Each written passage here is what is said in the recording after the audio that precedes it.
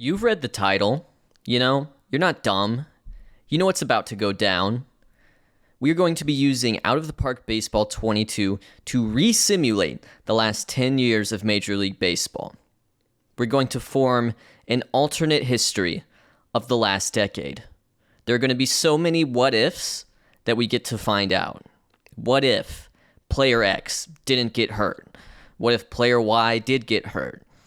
What if this great team finally got over the hump and won a World Series? These are the questions we're going to answer. And I think that's important to keep in mind because, I'm not interested in creating a universe where all the players that have been good for the last 10 years are still good. They're just on different teams. Like, this is truly an alternate history. You're going to see players that you never heard of turn into stars, and you're going to see stars turn into players that you otherwise never would have heard of in this universe. And I think that's a very exciting thing. Now, of course, the tool we'll be using to do this is, in fact, the video game Out of the Park Baseball 22. You don't need to be an Out of the Park Baseball 22, expert or even someone who plays or owns the game at all to understand this video, but that's what we'll be using. It's a great in-depth game, and I just want to give a quick shout-out to @AZAxel, Alex, sort of their tech support guru, for helping me get this save set up, and hopefully it's going to function as intended. He and I have been going back and forth a few days on that, but first, I really want to answer the question, going into this video, what was Major League Baseball like in 2012? Who are the great teams, who are the great players, and who should we be paying attention to, in these initial first few seasons of the simulation? Coming into the 2012 season, your World Series defending champions were none other than the St. Louis Cardinals, who defeated the Texas Rangers in an all-time classic World Series in 2011. You can see names like John Jay, David Freese, Matt Holliday, Alan Craig, Carlos Beltran, Yadier Molina. However, there is one important name missing, and that's because Albert Pujols moved on that winter to the Los Angeles Angels. So this is Pujols in his first year with the Angels. The Angels also feature a young up-and-comer by the name of Mike Trout. And it just seems like, I'm not a baseball expert. I'm not a huge prospect guy. It seems like this is going to be a player that we want to pay attention to. The best regular season team from that year was probably the Philadelphia Phillies. The 2011 Philadelphia Phillies had one of the greatest modern rotations I think you'll see in MLB history. And Cliff Lee, Cole Hamels, Roy Halladay, Vance Worley was very involved. Kyle Kendrick was very involved. Roy Oswalt was also on that team, although he moved on that winter. But, you see in the lineup names like Victorino, Chase Utley, Carlos Ruiz, Chooch, Ryan Howard, Jimmy Rollins, Hunter Pence. This was a really strong team and definitely one worth paying attention to, at least in the early stages of this simulation. The Tigers were also really strong around this time, and they were starting to build a super rotation of their own. Verlander, Scherzer, Porcello, Pfister, and of course, with the offense, it was all centered around Miguel Cabrera. At that time, probably the best player in the league, and definitely the best hitter. The Dodgers were on the cusp of what would be just a very strong run that continues to this day. Last 10 years or so, they've been the best regular season team. You see names like a young Clayton Kershaw, who in 2011 won his first Cy Young Award. He's established himself as a star by now. Here comes Kenley Jansen, hoping to do the same for the closer position. And then you look around and Matt Kemp was such a big piece for them in 2011, was MVP runner-up, and honestly, probably should have won. Of course, the actual winner of that MVP award was none other than Ryan Braun, and the Brewers were a really strong team in 2011. They actually won the Central. The Cardinals had to settle for a wild card spot, so they had Ryan Braun, they had Luke Roy, they had Aramis Ramirez, Nori Aoki, Carlos Gomez. This was a strong team, and they've got Greinke, they've got Giovanni Gallardo, they got Marco Estrada.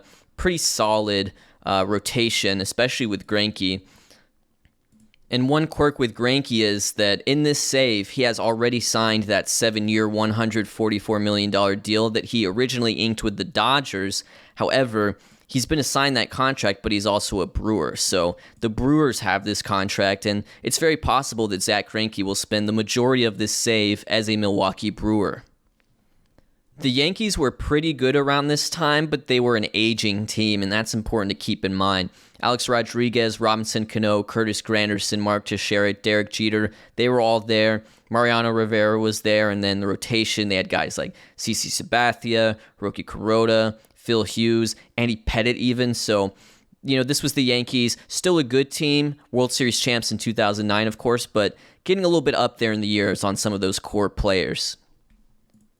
And the last team I'd like to preview real quickly is the San Francisco Giants, World Series champions in 2010, would go on to win the World Series in 2012 and 2014 as well, although it's yet to be seen if that feat will be repeated within this resimulation of the last 10 years, but Brandon Belt, Buster Posey, Pablo Sandoval, Melky Cabrera, Brandon Crawford, and then the rotation, Matt Cain, Madison Bumgarner, and Tim Lincecum. And Lincecum's being one of those guys, he has such a sort of what-if type career.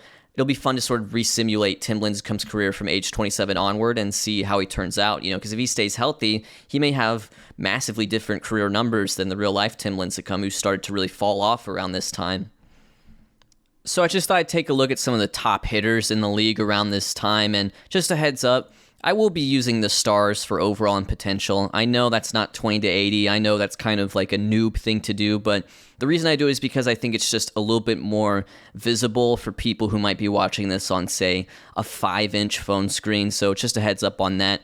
These stars are not the Bible. These individual ratings are ultimately what matter more, but so you're going to see some players who have not so great star ratings in this safe, but they can still put up some really big numbers. But in terms of 4-star or better hitters, David Wright's one of them, so he's going to be sort of a fun what if. Like, what if he turns in a real easy, like, first ballot Hall of Fame career in this? That's a possibility. Mike Trout, who we talked about, Chooch, Carlos Ruiz, David Ortiz, Yadier Molina, Matt Holliday, and then you'll see some quirky ones. Aaron Hill, he had a 143 OPS plus in a smaller sample size, but the game has sort of extrapolated that into some pretty nice ratings. Same thing with Alan Craig. He had a 159 OPS plus in 2011 with the Cardinals, so he's been made into a beast. Maybe he keeps that going. Prince Fielder's a 4-star guy. Miggy's a 4-star guy, although honestly just the hitting stats are going to be phenomenal no matter what, hopefully. Adrian Beltre, Joey Votto, Buster Posey, Andrew McCutchen, Robinson Cano, Ryan Braun. So these are sort of the big dogs in terms of hitters around the league. We can look at starting pitchers as well. And you've got guys like Wainwright, you've got guys like Verlander, Cliff Lee, Clayton Kershaw, Felix Hernandez, and maybe surprising for some of you, Gio Gonzalez. But Gio Gonzalez had put up some pretty good numbers in 2010 and 2011, so he's one of those guys that could really be a beast in this simulation with his in-game ratings. A little bit below that tier, you have guys like Matt Cain, Cueto, Darvish. Darvish actually a rookie in this, so this will be Darvish's rookie year.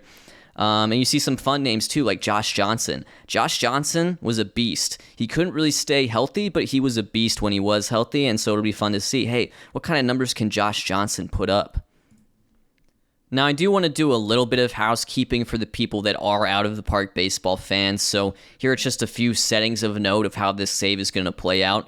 One big one is that I'm using neutralized stats, and the reason I'm using that is because when I didn't use neutralized stats, it made the Colorado Rockies absolutely insane. So basically what was happening was it was looking at the Rockies' raw offensive numbers and then applying a player with those raw offensive numbers in a neutral ballpark to core. So it was basically like double counting their offense. So originally I was getting it so where the Rockies were scoring like 1,100 runs easily per year, and I didn't really agree with that. What the game has done to sort of try to counteract that is really kind of weird for me because you have these players like Tulowitzki who's 27, and if he had these like full potential filled out, he's going to be like an MVP candidate every single year, and he was of course an amazing player around this time, but it's yet to be seen how exactly those neutralized stats will play out, and of course, the Rockies are going to be the team most affected by this.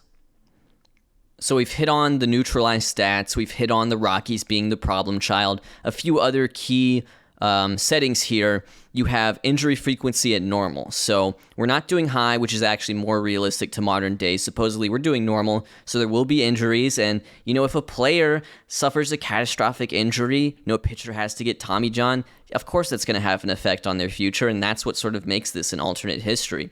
We also have batter aging speed, development speed, same for pitchers at .750. This is going to allow certain players to hang around and also allow certain younger players to not immediately take the league by storm always, so it's going to have sort of a balancing effect there. Talent change randomness 135, 100 is sort of the default setting, so we go 135 here because I enjoy the variance. I don't want it to be so predictable. If you do like a resimulation with a lot of like other sports games, let's say you do it in Madden, right? Aaron Donald is going to be amazing no matter what. Like, it's like a guarantee. And so the only joy of it is just to see what team Aaron Donald ends up with. And I don't want it to be like that. You're going to see guys flame out that were big names. You're going to see guys come out of nowhere. And things like the talent change randomness, things like the injury frequency, they're a big tool in accomplishing that goal. One final thing, so the mechanism the game is going to use to introduce new talent into the league is actually going to be an all-encompassing first-year player draft that is held at the conclusion of the season. And so you're going to see guys that would normally be draft eligible in real life, like say, Americans coming from college, but you're also going to see international amateurs and, international pros that are playing at levels, in like KBO and NPB, all in the same draft, and that's going to be held annually at the conclusion of the season. So with that in mind, given that this is spring training 2012, the 2012 draft has already happened, if that makes sense. So the players that come out after the 2012 season will be for the 2013 season. So just as a heads up, like Byron Buxton, he's a Minnesota Twin. He has been assigned to the Minnesota Twins, even though he wouldn't have been drafted until that summer. Same thing with Carlos Correa. Like, he is in the Houston Astros system. So that's just a little heads up. And actually, speaking of the Houston Astros, I should note, are in the NL Central. This was their last year in the NL Central, and I will manually move them over to the American League West at the conclusion of the 2012 season. All right, I went ahead and simulated to opening day 2012, so about a month just through spring training. Let's take a look at the prospect pipeline, because these are the top 100 prospects at this moment. This is the biggest talent currently populating the minor leagues, and these are the guys that are going to, play huge into the next 10 years of this resimulation. You can just see all the names here real quick, but let's focus in on some of the top ones. Number one is Jacob deGrom. And look at a guy like Jacob deGrom, all the potential in the world, and yet so much room to grow, so many things that could go right, and yet also things that could go wrong, and that's sort of going to be the joy of this simulation. It's no guarantee that Jacob deGrom is going to turn into the best pitcher in MLB. That's not guaranteed in this universe. That's what I really mean by alternate history. Like, we're going to get weird with it. And then you're going to see guys like Jose Fernandez. Like, this is just a huge opportunity to see, an alternate universe. What does the career of Jose Fernandez look like, in those first 10 years? So this is going to be a lot of fun, and it's prospects like this that are going to make this simulation a real joy, even though I think some of you will be sort of, pulling your hair out like, it's so unrealistic. How could this player be bad and this player be good? No, that's the fun. Let's get weird with it. And finally, one last thing before we get this show on the road. Because it is my universe and I am the commissioner and I am the supreme leader of this baseball universe, the team that plays in Cleveland will be known as the Spiders under my watch. Now, I don't have the wherewithal in me to go change this logo, but just so you know, this team for the next 10 years is known as the Cleveland Spiders. All right, I think it's time. Let's simulate until the end of May 2012, so it's just the first couple months of the season, and see what's going on. May 31st, 2012. Let me just say up front, guys, got a new microphone. It sounds really good, but I know the plosives are there. I need to get a new windscreen or pop filter or whatever. I know. We'll just have to deal with it for now. I won't record a baseball bits quite like this, but top team by record through May, Tampa Bay Rays. And this is a really fun team because they have guys like, here's Jeff Keppinger, just having an amazing year for the Tampa Bay Rays as their first baseman. He's been pretty good for them, batting .298. Ben Zobrist going absolutely wild, potential MVP candidate, it looks like, just in the early goings here. Evan Longoria, he looks really strong. He's on pace for a 6.5 WAR season. And then, in very Rays fashion, you have Ruben Rivera just kind of showing up in Major League Baseball at age 38. That's a very Raysy thing to happen, and he's been really good for them too. Of course, in the rotation, you have David Price. He looks like he's set to be a Cy Young contender potentially with a 2.44 ERA. Also, big game James Shields, Jeremy Hellickson, Wade Davis, Alex Cobb, Jake McGee in that bullpen with a .47 ERA, and of course the Fernando Rodney experience afterwards. So this is a fun team. Hopefully the Rays will continue to do well. Also doing pretty well is the Cleveland Spiders at 28-22. They lead the Central. The Rangers have opened up a 4-game lead in the West over the Oakland Athletics. The East looks like it's going to be really tight. Everyone's within 3.5 games of each other. In the Central, you have the Brewers, Cardinals, and Reds all looking really good, so that's going to be an interesting competition. And then in the West, hey, guess what? It's the San Diego Padres with a 31-21 record. Let's see who they've got going on here. They've got some Chase Headley. They've got some Carlos Quentin. They've got a young Yasmani Grandal who looks like he's on his way to a pretty monster season, maybe Rookie of the Year candidate. We'll just have to see. Chris Denorfia, remember him? He's here.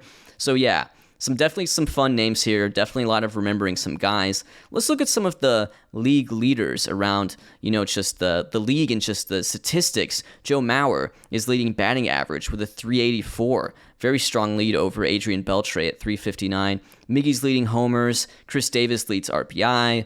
OPS is led by Cabrera with nearly 1,100. So even though he's a 4-star player, he still seems to be, probably the best hitter going right now. Stolen bases. Freddie Guzman of the Cleveland Spiders. Interesting, not too familiar with this player, but he has stolen 31 bases, although he is a 91 OPS plus guy, so that's fun. So he just pretty much steals whenever he gets on. Fun player there. Ben Zobrist leads WAR with 3.3. We could also look at the pitching leaders as well. ERA, Johnny Cueto looking really good. Justin Masterson looking really good. Felix Hernandez, Chris Medlin, Clayton Kershaw. Really fun guys here. Wade Miley leads wins. Felix Hernandez leads innings pitched. Who's leading WAR? Felix leads WAR as well. So the King is still going along. It's going to be fun to see how his career ends up on this save because, he was just an absolute monster around this time. So those are your league leaders at the moment, and I will catch up with you guys at the All-Star break.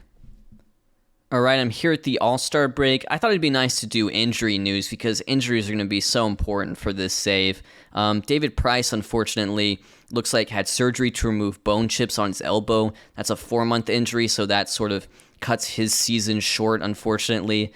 If he comes back, it would be, coming back for like Game 7 of the World Series. So we'll see what happens there. Ryan Dempster, he has shoulder inflammation that started in May. And R.A. Dickey, looks like he suffered a pretty big elbow injury in February, so he hasn't even pitched yet this year. He may pitch at some point this year. We'll have to see. So those are your big injuries as far as pitchers go. I'm curious about hitters, if there's any big injuries to some of these star players. Looks like Joe Mauer has an injury. Oh, yes, very unfortunate for Joe Mauer.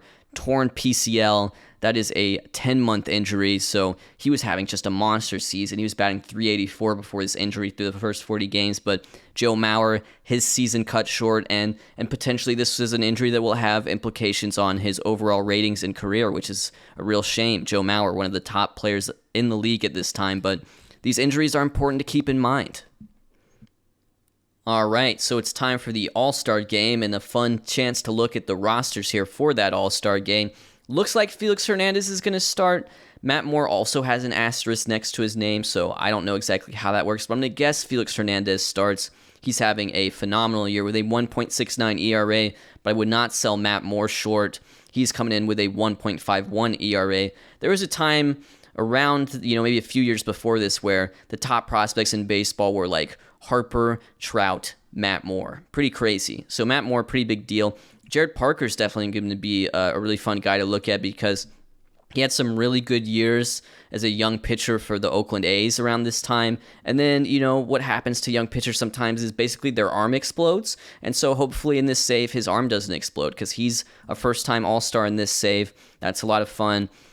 Joe Mauer looks like would have gotten the start at catcher, but they have some other catchers coming through. Chris Iannetta, Domit, Mike Napoli, Salvi Perez. Here's Salvi Perez as a rookie, it appears, making the All-Star game. Well, maybe not a rookie. He looks like he just beat his rookie eligibility in 2011. But young Salvador Perez, he makes an All-Star game. Robinson Cano gets the start ahead of Ben Zobrist, interestingly enough. One thing this game does get right is that, Cano at this moment would have been a much more nationally popular player, and so that gives him an advantage in the voting. Jose Bautista is going to be an all-star. Adrian Beltre, he's going to get a start. Asdrubal Cabrera, Josh Hamilton, remember Josh Hamilton, Curtis Granderson, and look at here, Mike Trout makes the all-star game. He is, on his way to having a phenomenal rookie year that mirrors his phenomenal rookie year he had in real life. So those are your rosters. Prince Fielder too. Who doesn't love Prince Fielder? Who doesn't love Miguel Cabrera? As far as National League goes, looks like Kershaw is going to get the start. Kershaw is just on the roll. He's a monster. He's Clayton Kershaw. He's great. He's probably going to be great all the time. But you also see some fun names here. Lincecum makes an all-star game. He's having a phenomenal year. So love to see that. Would love to see Tim Lincecum just keep it going.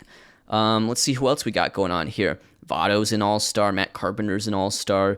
Yasmani Grandal, we talked about him. He's an all-star. You've got guys like Luke Gregerson with a .40 ERA. Way to go, Luke Gregerson. Way to go, Rafael Betancourt, who's going to represent the Colorado Rockies, who, as we have established, they are the problem child, unfortunately. Sorry, Rockies fans. David Freese is an all-star. That's fun.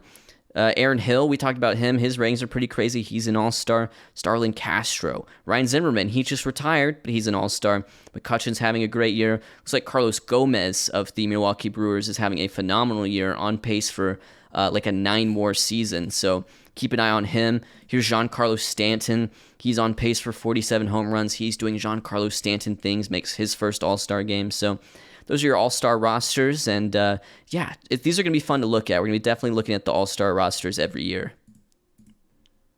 All right, I've zoomed forward here past the trading deadline just to see if there's any trades we want to take a look at, but as far as your standings go, the Rays have opened up a huge lead in the AL East. Looks like they're going to win that. The Twins now currently lead the AL Central, so let's take a look. Let's meet the Minnesota Twins. How's Trevor Plouffe doing?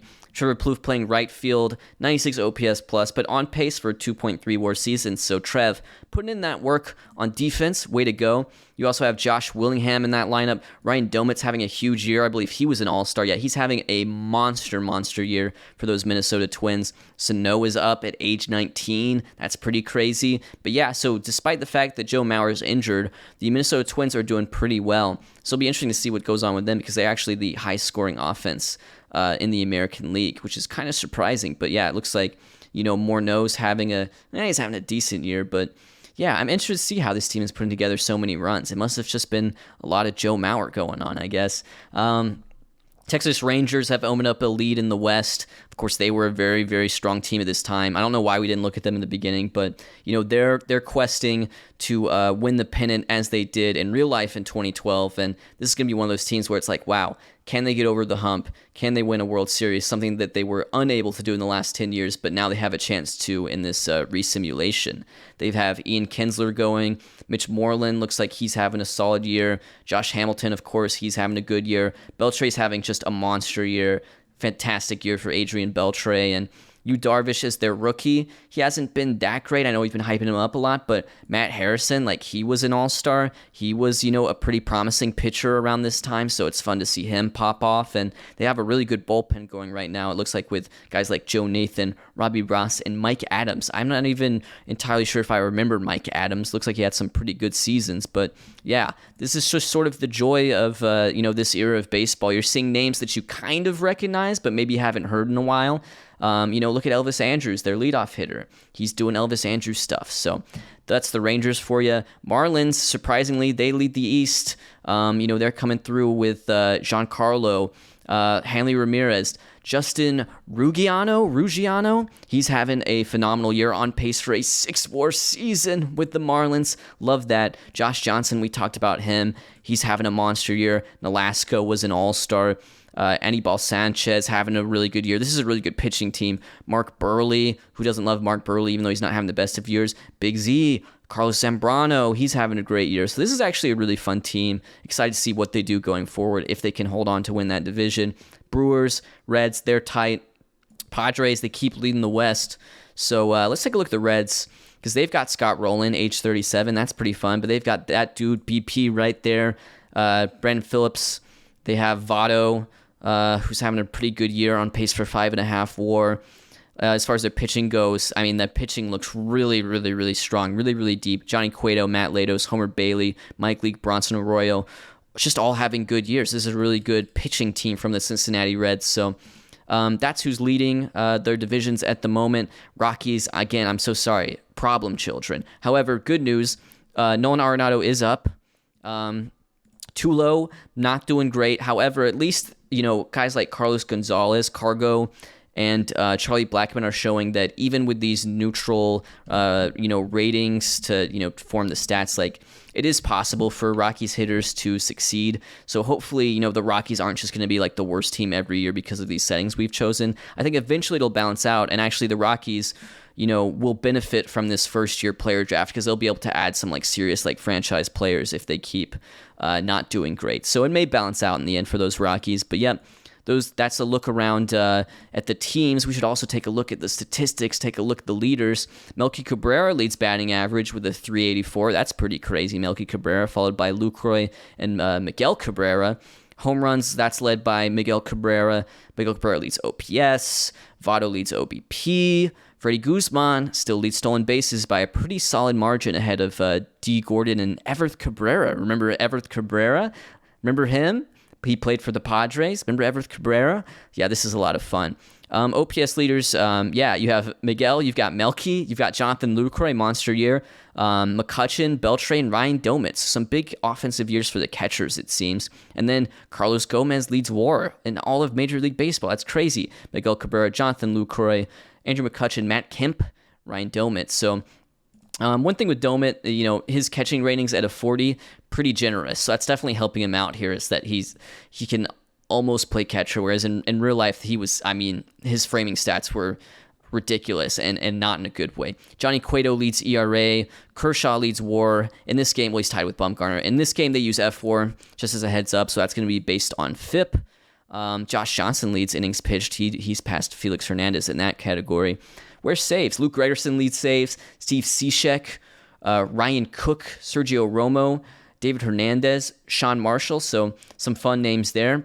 Yu Darvish is leading strikeouts per 9. Where's overall strikeouts? That's Felix leads that, followed by Darvish and Kershaw. So some fun names popping up here. I'm really enjoying this Tim Lincecum thing. I hope Tim Lincecum can keep it up because this has been a lot of fun to watch. But yeah, those are your league leaders. Those are what the standings look like. And let's take a look at some trades. See if there's interesting trades that happen now that we're past the trade deadline. All right, I looked at the trades. Not the most interesting trade deadline, but there were a couple that are maybe worth mentioning. The Cardinals have themselves what appears to be a new closer in Joe Smith, who they have acquired from the Cleveland Spiders. In return, they sent over a couple of prospects, but maybe Joe Smith will help them as they try to push, make this final playoff push in that NL Central. Also, it looks like Tommy Kahnle, as a prospect, has been traded to Houston, so he is now a prospect for Houston. Alongside with minor league first baseman Matt Schneider.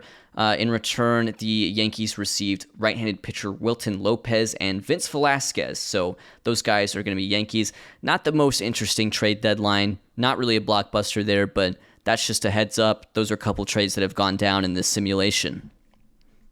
All right, we're here at the end of the 2012 regular season, and it looks like the playoff picture is all shaped up except for that final American League wildcard spot. It's between the Oakland Athletics and the Chicago White Sox. Interestingly, they're both around 500. So there's a lot of sort of like just below 500 teams in the American League, it looks like, for this to happen. But it's going to be White Sox versus Athletics. Athletics do hold the game in hand, so for the White Sox, it's just about, can they force game 163? Let's simulate that last day of the season.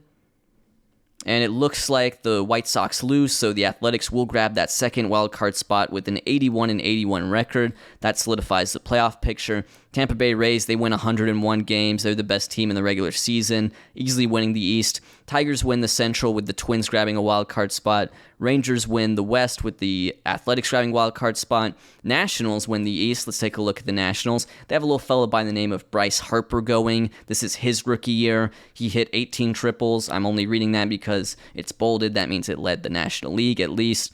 Ryan Zimmerman looks like had a really, really monster year for the Nationals.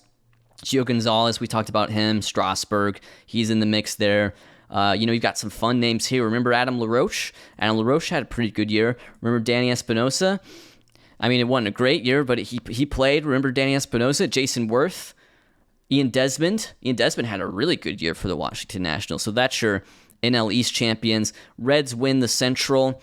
Poor Milwaukee Brewers. Milwaukee Brewers, they can't get a wild card with 88 wins, but the Oakland A's can with 81. That's kind of funny. Giants, they win the West. So Giants, they have a chance to win the 2012 World Series just as they did in real life. And then the Arizona Diamondbacks, they grab a wild card spot. Good for them. They've got Goldschmidt. They've got Adam Eaton. They've got Aaron Hill. Justin Upton looks like he had a solid year. Ian Kennedy, Trevor Cahill, and a rookie, Trevor Bauer, coming through. Started 16 games for them, made 29 appearances total, so pretty fun there. David Hernandez, J.J. Putz, Brad Ziegler, Patrick Corbin in the bullpen, young Patrick Corbin, so this is kind of a fun bullpen too. Stephen Drew, remember Stephen Drew? I feel like I'm just going to be just saying remember this whole time, but yeah, that's your playoff picture set up. Let's look at the final leaders statistically in all the categories, like who led in WAR, well, batting average was led by Buster Posey, followed by Miguel and Melky Cabrera, Beltre, Juan Pierre, that's fun, Travis Snyder. Miguel Cabrera hits 49 home runs, 145 RBI. Miguel Cabrera, wow, he was really, really close to winning another Triple Crown there. He leads OPS, followed by Beltre, Posey, Domit, Giancarlo, and Andrew McCutchen. Mike Trout leads WAR with 8.5. He's a rookie. That's fun. It does seem like this MVP award is going to once again come down to these two, and it seems like Cabrera is going to win, if I had to guess. I'm going to guess Cabrera wins it. Posey, McCutchen, Kemp, Stanton, those are your other WAR leaders.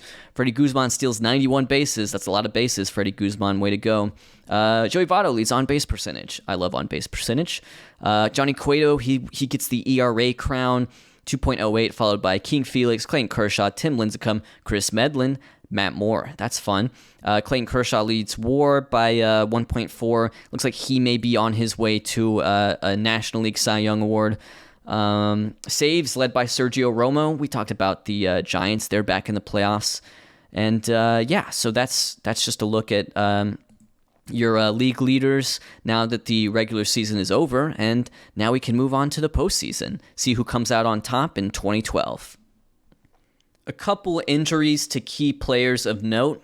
Gotta feel bad for those Texas Rangers as they chase down a World Series, because they're not going to be able to do that with Ian Kinsler. Torn meniscus. He's going to be out until December, so his year is done. Josh Hamilton, he has himself a partially torn labrum injury, so it seems like he's going to miss the playoffs as well. So if the Rangers pull it off, they're going to do it without the help from those guys. Let's take a look and see if there's any interesting starting pitchers that have suffered injuries of note. That's obviously an injury-prone position. Zach Greinke has an injury, but I don't think the Brewers made the playoffs, so it doesn't really matter too much. David Price, we talked about his. Wainwright, bone chips, elbow. Matt Cain, shoulder inflammation, 3 months. And then R.A. Dickey, we talked about him. So, the injuries are going. That's part of the game, but that's also just an element of randomness that's going to make this resimulation really interesting. All right, here's the playoff tree. For those of you who don't know, 2012 is actually the first year to feature 2 wildcard spots. So this is the debut of that, winner-take-all wildcard, one-and-done type of game. So that's going to be the Marlins versus the Diamondbacks in the National League and the A's and the Twins. Let's see who advances. Twins advance in the American League, and the Marlins advance in the National League. So we have Rays, Twins, Tigers, Rangers, Giants, Reds, Marlins, Nationals. Let's keep it going here so you can come out on top in these division series. Rays advance, Nationals sweep the Marlins, their division rivals. Reds advance 3-1 over the Giants, so there will be no 2012 Giants winning the World Series. And then in Game 5 versus the Tigers and Rangers, it is the Rangers who advance. So your final 4, Rays, Rangers, Reds, Nationals. This is pretty fun. Let's see what happens here in these championship series. 2-2 here, 2-1 here. The Rays take Game 5, so they're up 3-2. These two are tied up, so it's going to be really interesting here. Rays advance, Rays in 6, they advance to the World Series. This is going to go to a Game 7 here between the Reds and the Nationals, and it's going to be the Nationals who come out on top. So you have a Rays versus Nationals World Series in 2012. We have looked a bit at the Nationals. Their playoff rotation currently features Gio Gonzalez, Steven Strasburg, Edwin Jackson, and Ross Detweiler. Jordan Zimmerman injured, or else it seems like he would have been part of that as well. But yeah, we talked about their hitters. Roger Bernardina is going to be your starting center fielder for the Nationals during this World Series. Have fun, Roger Bernardina, in your World Series. Tampa Bay Rays, we talked about them. They've dominated all year. They won 101 games. They don't have David Price. They don't have Jeremy Hellickson, so that's going to be really interesting. But really strong bullpen, really strong performances from Matt Moore especially, but James Shields has been good as well. Alex Cobb, Wade Davis, and then, Ruben Rivera. I just can't get over Ruben Rivera just showing up out of nowhere. That's a lot of fun. They got Matt Joyce. That's my Jesus Aguilar impression. Zobrist had a really good year. He's just a monster. Longoria. Elliot Johnson batting leadoff. This is so Raysy. This is so Raysy. So 2012 Nationals versus the Rays. Who's going to come out on top in this World Series? Rays take game 1, Nationals game 2. Rays now up 3-1, so 3-1 lead for the Rays. Can they win their first World Series in team history? Yes, they can. Rays in 5. That's right, folks. In 2012, the Tampa Bay Rays are World Series champions, and I think it's well-deserved. They were just a really dominant team all year. Your World Series MVP is the catcher, Eliezer Alfonso. Well, look at that. World Series MVP, although, honestly, if it were up to me, might have given it to Big Game James. He started 2 games, pitched brilliantly in both of them. So yeah, there you go. But that's the Tampa Bay Rays. They are the World Series champions. So now the offseason begins, and the offseason is a very important time. We're just a few days away from that first-year player draft I was talking about, but let's go through awards. Let's go see who won all the awards this year. Here are your American League Gold Glove winners. Not a ton of surprises here. A lot of these guys were just really good fielders around this time. Jackie Bradley Jr. comes up and wins a Gold Glove in left field. Brendan Ryan, he was a monster with the glove. He was so good at shortstop. Kyle Seager grabs himself a Gold Glove award at the age of 25. Jamil Weeks, Mark Teixeira. So some fun names there. Moving on here to the National League. Placido Polanco. Clint Barnes, wow, fun. Matt Kemp wins one in left field, that's pretty cool. Carlos Gomez, we talked about him, monster year for him. Jason Hayward, he grabs one in right field, and he's going to be one of those players where, you look at the season he's had, he could have a really monster career, across these next 10 years. Paul Goldschmidt, Yadier Molina, Clayton Kershaw, Brandon Phillips, fun names. All right, here's reliever of the year. That goes to Robbie Ross. I couldn't tell you much about Robbie Ross, but he is your American League reliever of the year with a 2.05 ERA. Good for him. Texas Ranger, Jake McGee was up there as well. Jake McGee had 97 strikeouts and 7 walks. Joe Nathan also gets a first place vote. In the National League, Sergio Romo, unanimous. Good for him. 39 saves. That led the National League. 1.62 ERA for the San Francisco Giants. Sean Marshall and Wesley Wright, they follow up with second and third, respectively. Here is the Silver Sluggers for the American League. You've got Domit, Cabrera, Zobrist, Beltre, Struble Cabrera, Josh Hamilton, Mike Trout, Cody Ross of the Boston Red Sox. Shouts to Cody Ross. He has himself a Silver Slugger. And then Prince Fielder. National League, Mike Leake, awesome. Buster Posey, monster year, hitting .352. Freddie Freeman, very nice. Aaron Hill, Ryan Zimmerman, Ian Desmond, Matt Kemp, Andrew McCutchen, Giancarlo Stanton. I wonder if Kemp's going to win MVP in the National League. He's got a chance. McCutchen's going to be up there too, I imagine. Let's see. So Rookie of the Year, unanimous. Josh Donaldson, third baseman for the Oakland Athletics. He comes up. He has a 133 OPS plus and 5.4 WAR. He is your unanimous American League Rookie of the Year, and it's unanimous in the National League as well. Yasmani Grandal, he comes up, catcher for the San Diego Padres. Slashes 290, 368, 501 in Petco for a 138 OPS plus, 5.8 WAR. Your runners up there, Charlie Blackmon and Bryce Harper. Your runners up in the American League were Will Myers, Yoenis Cespedes, Yu Darvish, and Barbaro Canizares. Couldn't tell you a lot about that guy. It looks like he played in the Braves system, interestingly enough, but Barbaro Canizares, a first baseman, did well for the Minnesota Twins. And let's see here. Manager of the Year, Joe Madden. He's also the World Series winner. Davey Johnson of the Nationals, who won the pennant. He's your National League Manager of the Year. King Felix grabs himself a Cy Young Award. Love that for King Felix. That's his second, following the 2010 Cy Young Award, which I actually have a video about on my channel. But he grabs his second Cy Young Award with a monster season. Oh my gosh, 211 ERA plus, 2.12 ERA. Way to go, King Felix. I mean, he could have just a monster career in this. Justin Verlander, awesome. Love that too. He comes through with a 3.01 ERA. He strikes out 217 batters. He's your runner-up. He gets a couple first-place votes. Justin Masterson. Here's a fun fact about Justin Masterson. He was born in Jamaica. That's a pretty cool thing about Justin Masterson, although he does not look like this. Justin Masterson for the Cleveland Spiders had a really good year. Yu Darvish, he actually looks like he really heated up in the second half of the season. Matt Moore, James Shields, Matt Harrison, David Price, Max Scherzer. Cy Young Award is going to be won by Kershaw in the National League. I think we predicted that. He had a monster season. He leads innings pitched, strikeouts, WAR. Johnny Cueto, he led ERA, so he had a phenomenal season as well. Some really strong pitching performances here. Lincecum gets a couple first-place votes. Lincecum had a good year. He's keeping it going. Gio Gonzalez, we talked about him at the beginning of this. Like, he has just really good ratings in this. Chris Medlin, looking very strong with a 2.36 ERA. Ian Kennedy, Matt Latos, Madison Bumgarner. Okay, Outstanding Player Award. This is your MVP award. Who's going to win it in the American League? Miguel Cabrera, unanimous. So there you go. Miguel Cabrera wins unanimous MVP. You know, if I were a voter, I would have totally gone for him. Beltre, Domit, Trout, Zobrist, Prince Fielder. Very good year for Prince Fielder with a 141 OPS plus, 910 OPS. I'm surprised Trout did not get runner-up, but I mean, Cabrera had a monster year too. Domit, broken bone and elbow though, 5 months. We'll see what happens with Ryan Domit, but he had been really good. I want to see what positions Ryan Domit was playing, because he can play some outfield, but his catcher ratings are, I would say, a bit maybe inflated compared to how he played the position in real life. Looks like he actually split pretty evenly between catcher and outfield. So, and perhaps most importantly, I mean, he just absolutely raked. I mean, my goodness, 152 OPS plus. So I'll lay off Ryan Domit. That was a phenomenal year for him. Josh Hamilton showing up down ballot. Evan Longoria, Robinson Cano, Austin Jackson. I loved Austin Jackson, man. What a great, his first just few years in the league were really good. Really strong year for Austin Jackson here. Whenever you have a 400 OBP and you play a really quality center field like he can, I mean, that's gonna be a monster year. Billy Butler, Country Breakfast, he had a really good year for the Royals. David Ortiz, he had a very David Ortiz type of year. Good for him.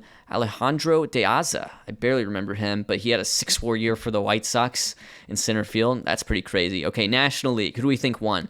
I'm going to say Kemp, but let's see. Ooh, Posey wins, and Kemp doesn't even get a first-place vote, so I'm way off. I kind of forgot about Posey, but yeah, definitely deserved. Buster Posey, he grabs himself a 2012 MVP, which, hey, that actually happened in real life. In real life, he was the National League 2012 MVP with a historical season, and actually, this is pretty darn close to what that was, so shout-outs to OOTP. It got that pretty good. So Buster Posey, he's your 2012 NL MVP. Giancarlo Stanton got some first-place votes. He led slugging. McCutchen did really well. Kershaw actually gets a couple first-place votes. That's fun. And then Matt Kemp had a really good season, of course. We talked about him. Melky Cabrera, he was in contention for a batting title for a lot of this. Some of your down-ballot guys. We talked about Carlos Gomez. He had a 7-WAR season, so even though he let off a little bit at the end, he had a pretty monster year in 2012. Ryan Braun, we haven't talked about too much, but he had a 5-WAR season. Wasn't able to repeat, but still had a pretty good season on his own. Justin, I still don't know if it's Ruggiano, barely remember him, but yeah, this is one of those cases where the game is extrapolating from a really good AAA exam, for example, in 2011, and I believe he had some small sample really good performances with the Marlins, but not maybe quite a full season like this. So going to be a fun player to pay attention to. The Marlins, which is sort of fun this year in general. Freddie Freeman, he was a Silver Slugger winner. He picked up looks like maybe a 10th place vote. So those are your awards all around the league, and we're gearing up for this first-year player draft, which is going to feed a lot of talent into this league, so stay tuned for that.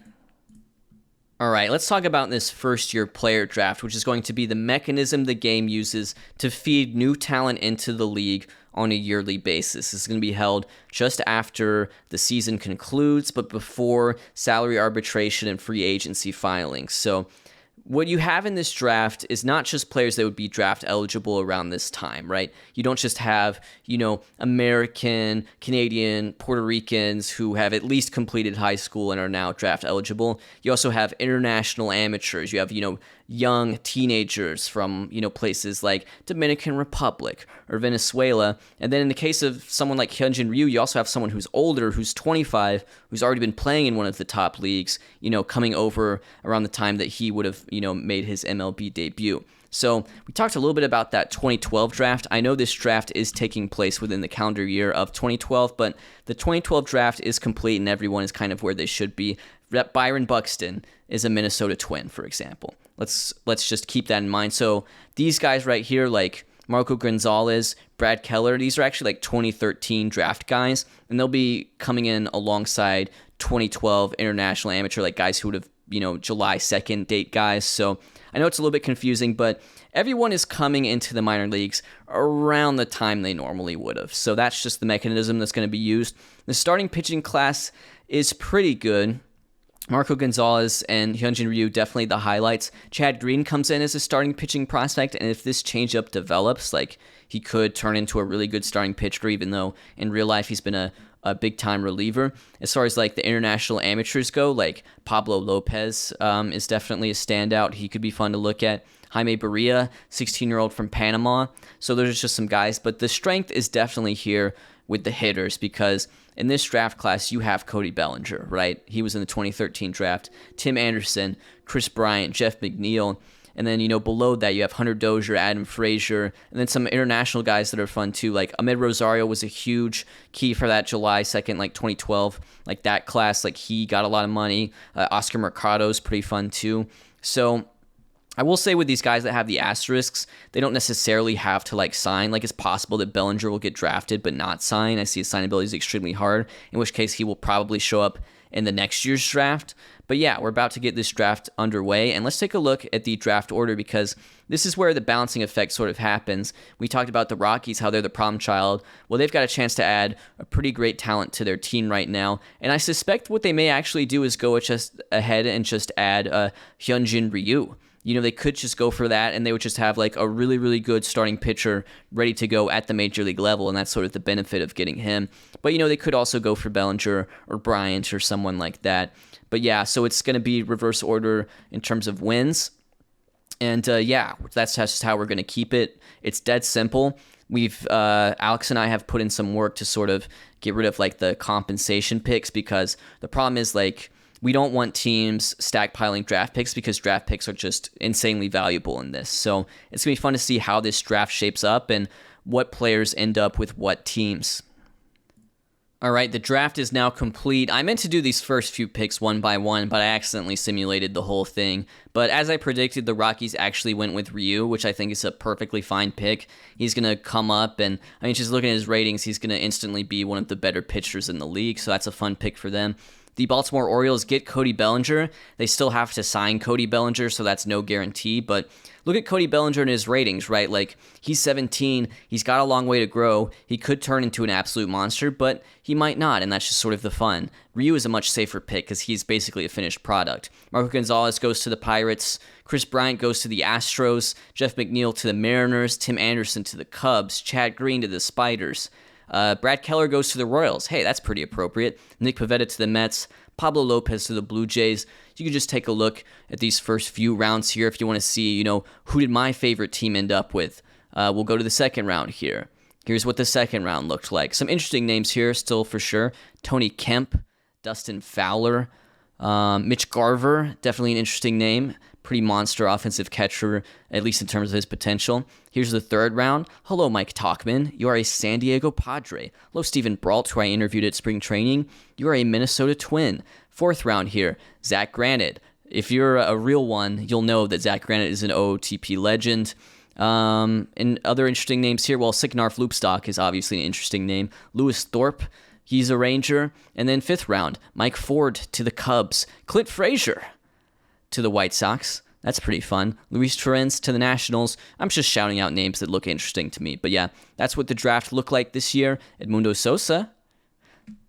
But yeah, that's the draft, and that's how the new talent is going to be fed into the league every year, just following the conclusion of the season.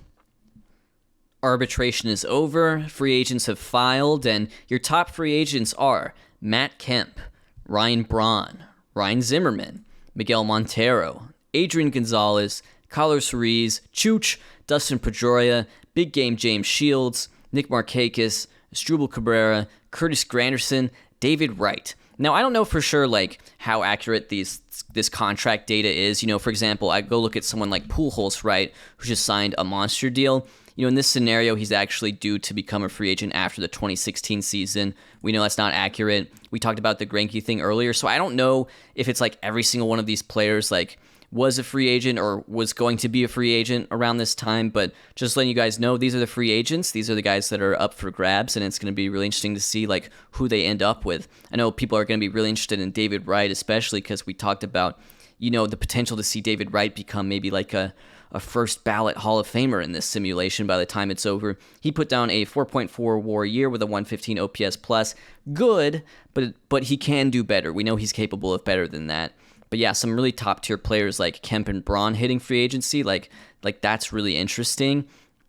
I just didn't realize that Braun's service time would work out like that. But I guess it adds up for the most part. If he was on the opening day roster in 2007, then yeah, it would work that way. But yeah, so there you go. Those are the free agents. I don't know how jank it is, but yeah, that's who the teams are going to be bidding on this winter. We're here at January 23rd, 2013, so we're now in 2013. This is the day that Hall of Fame voting results come out for those interested, so I guess we can take a look at that. But a couple trades that have happened this offseason. Looks like the Chicago Cubs have traded Andrew Cashner, who looks pretty strong as a starting pitcher potentially, and Eduardo Escobar, who looks like he has some serious potential in this save starting to develop, for Taylor Rogers. So interesting trade. It looks like the Twins may come out on top of that, but we'll see what happens with Eduardo Escobar. I like him on the Twins because, he played for them in real life. Another interesting trade.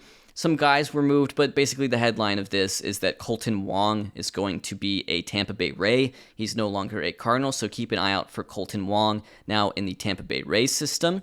But yeah, so those are just a couple trades from this offseason. And let's just go take a look at some of these free agent signings, because a lot of the top guys have signed already. We'll just go look and see some of these deals. Ryan Zimmerman is going to be an Atlanta Brave. Sorry about that, Nationals fans. I know it's a tough sight for you. Ryan Braun is a Dodger, also very gross. Matt Kemp is a Chicago Cub. For some reason, I don't hate that, but he's a Chicago Cub. David Wright is an Arizona Diamondback for the next 6 years. You can see years and total contract amount right here, by the way, for those of you curious. Chooch, Carlos Ruiz, he's also an Arizona Diamondback, so the Diamondbacks have definitely made some moves. Adam Jones signs a 7-year deal with the San Francisco Giants at $10 million AAV. That's kind of an Aaron Hicks type of deal right there. James Shields, he goes to the Angels because the Angels have to sign whoever's the top starting pitcher no matter what.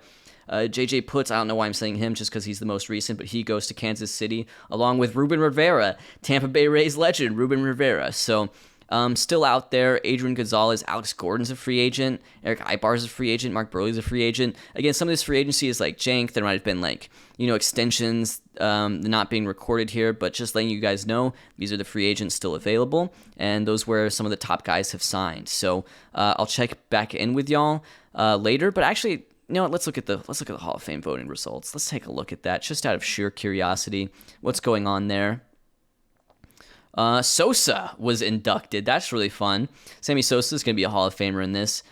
So is Curt Schilling. Very interesting to see those guys go first ballot.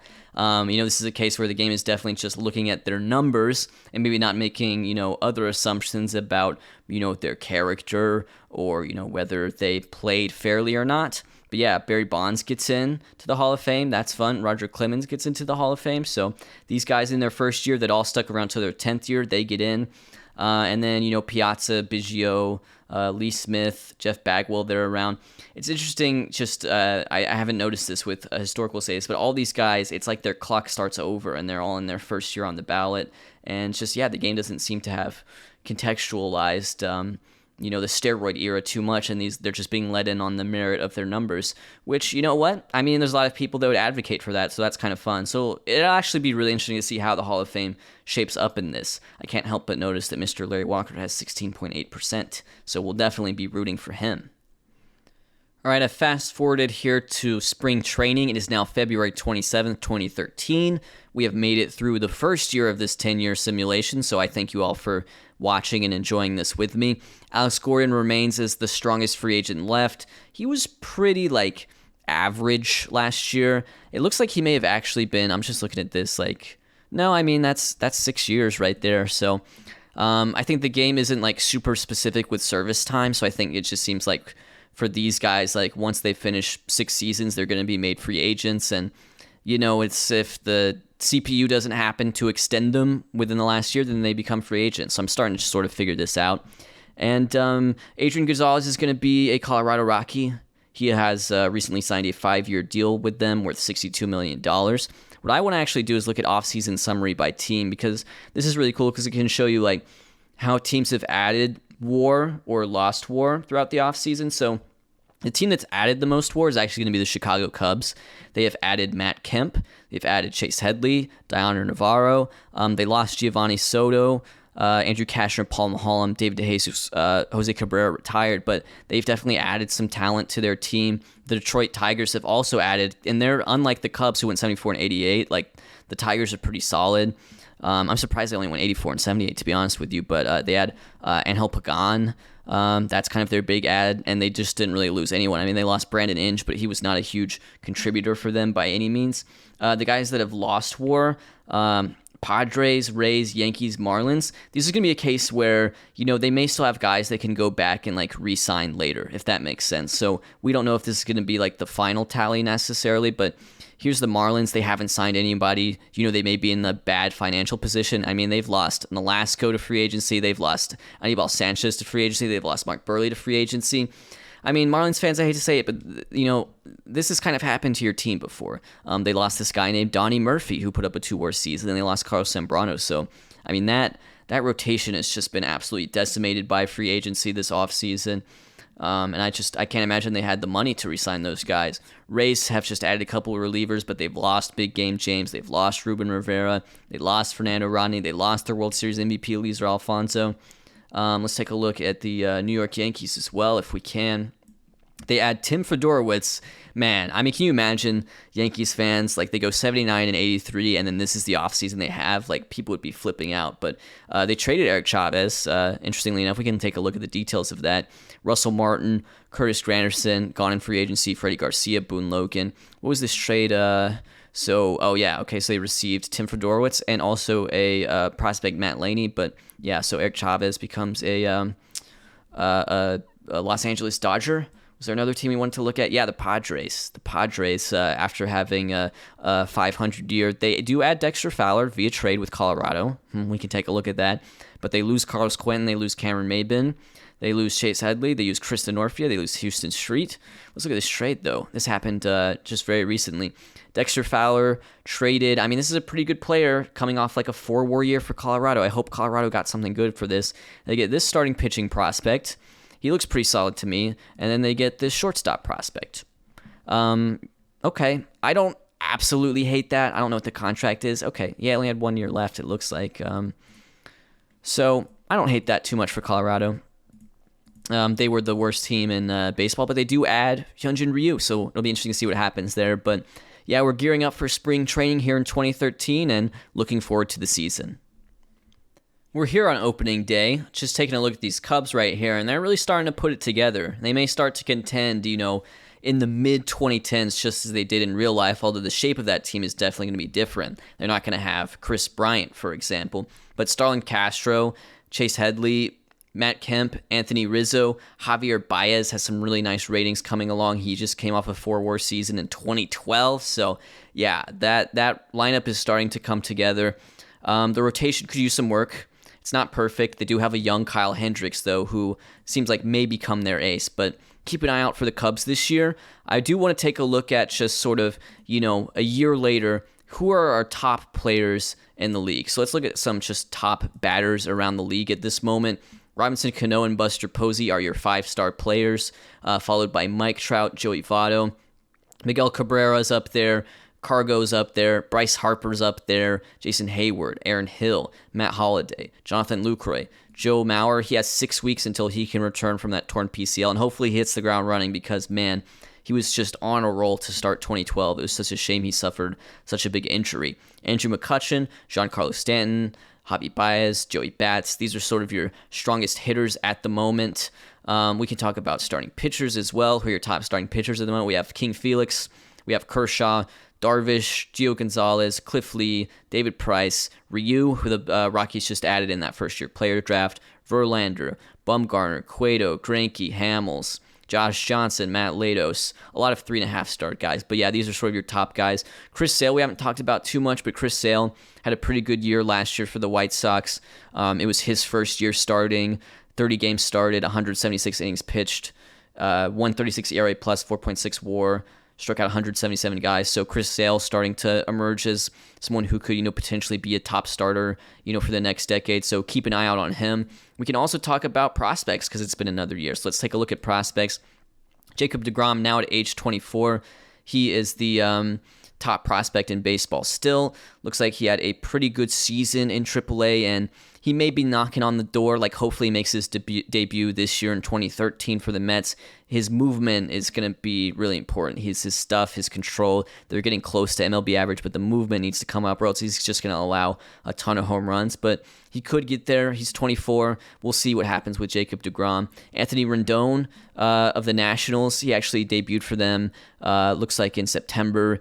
Played in 20 games, but he's starting to have some really good ratings. If his contact comes out, he'll be a superstar. So Rendon's a big-time prospect. There's Ryu, Garrett Cole on the Pirates. This guy named Mookie Betts, who for some reason is assigned first base, looks like he's just been playing everywhere because he has infield ratings and he has, I don't know why his outfield range is 50. That's huge for his development because he's not going to be, at least defensively, he's not going to be the Mookie Betts we know and love. But you know what? That's just part of the game sometimes. So Mookie Betts looks like he's going to make his debut this year. He's still a phenomenal hitter. It's going to be interesting to see how that power develops. But Mookie Betts of the Red Sox, if you ever heard of him, he actually played for the Red Sox before he played for the Dodgers, just so you know. It's a little-known thing in baseball. Yelich and Real Muto, they're on the Marlins. So, the Marlins lost some talent, but they may gain some at the major league level this year with these guys. Trevor Story, those Rockies, they've got Trevor Story going.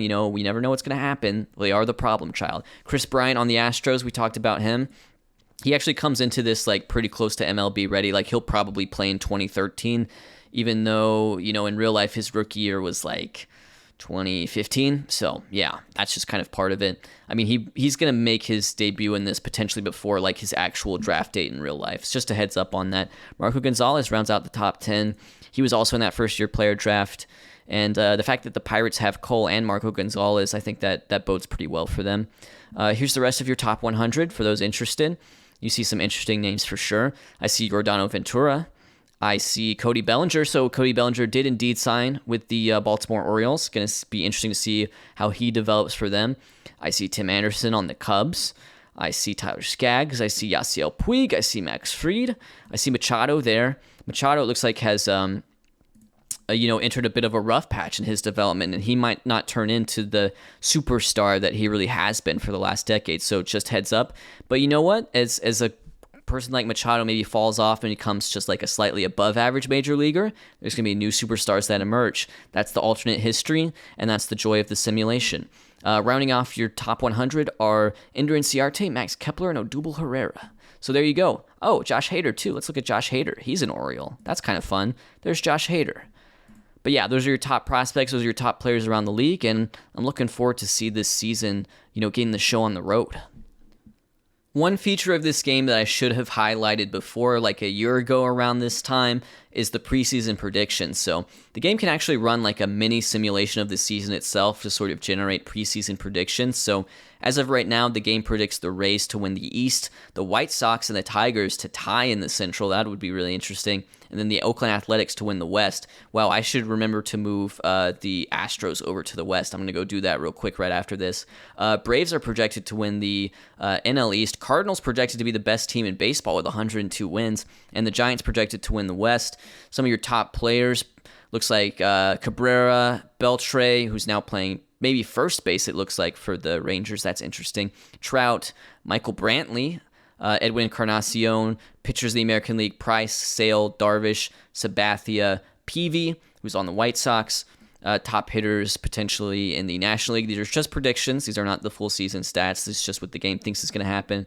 Cargo, Charlie Blackmon, so that's a pretty cool core for the Rockies. Freddie Freeman, Ryan Braun, Bryce Harper, Clayton Kershaw, Cliff Lee, Madison Bumgarner, Lance Lynn, Gio Gonzalez. I'm curious just to look at the Cardinals, who the game thinks is going to win 102 games.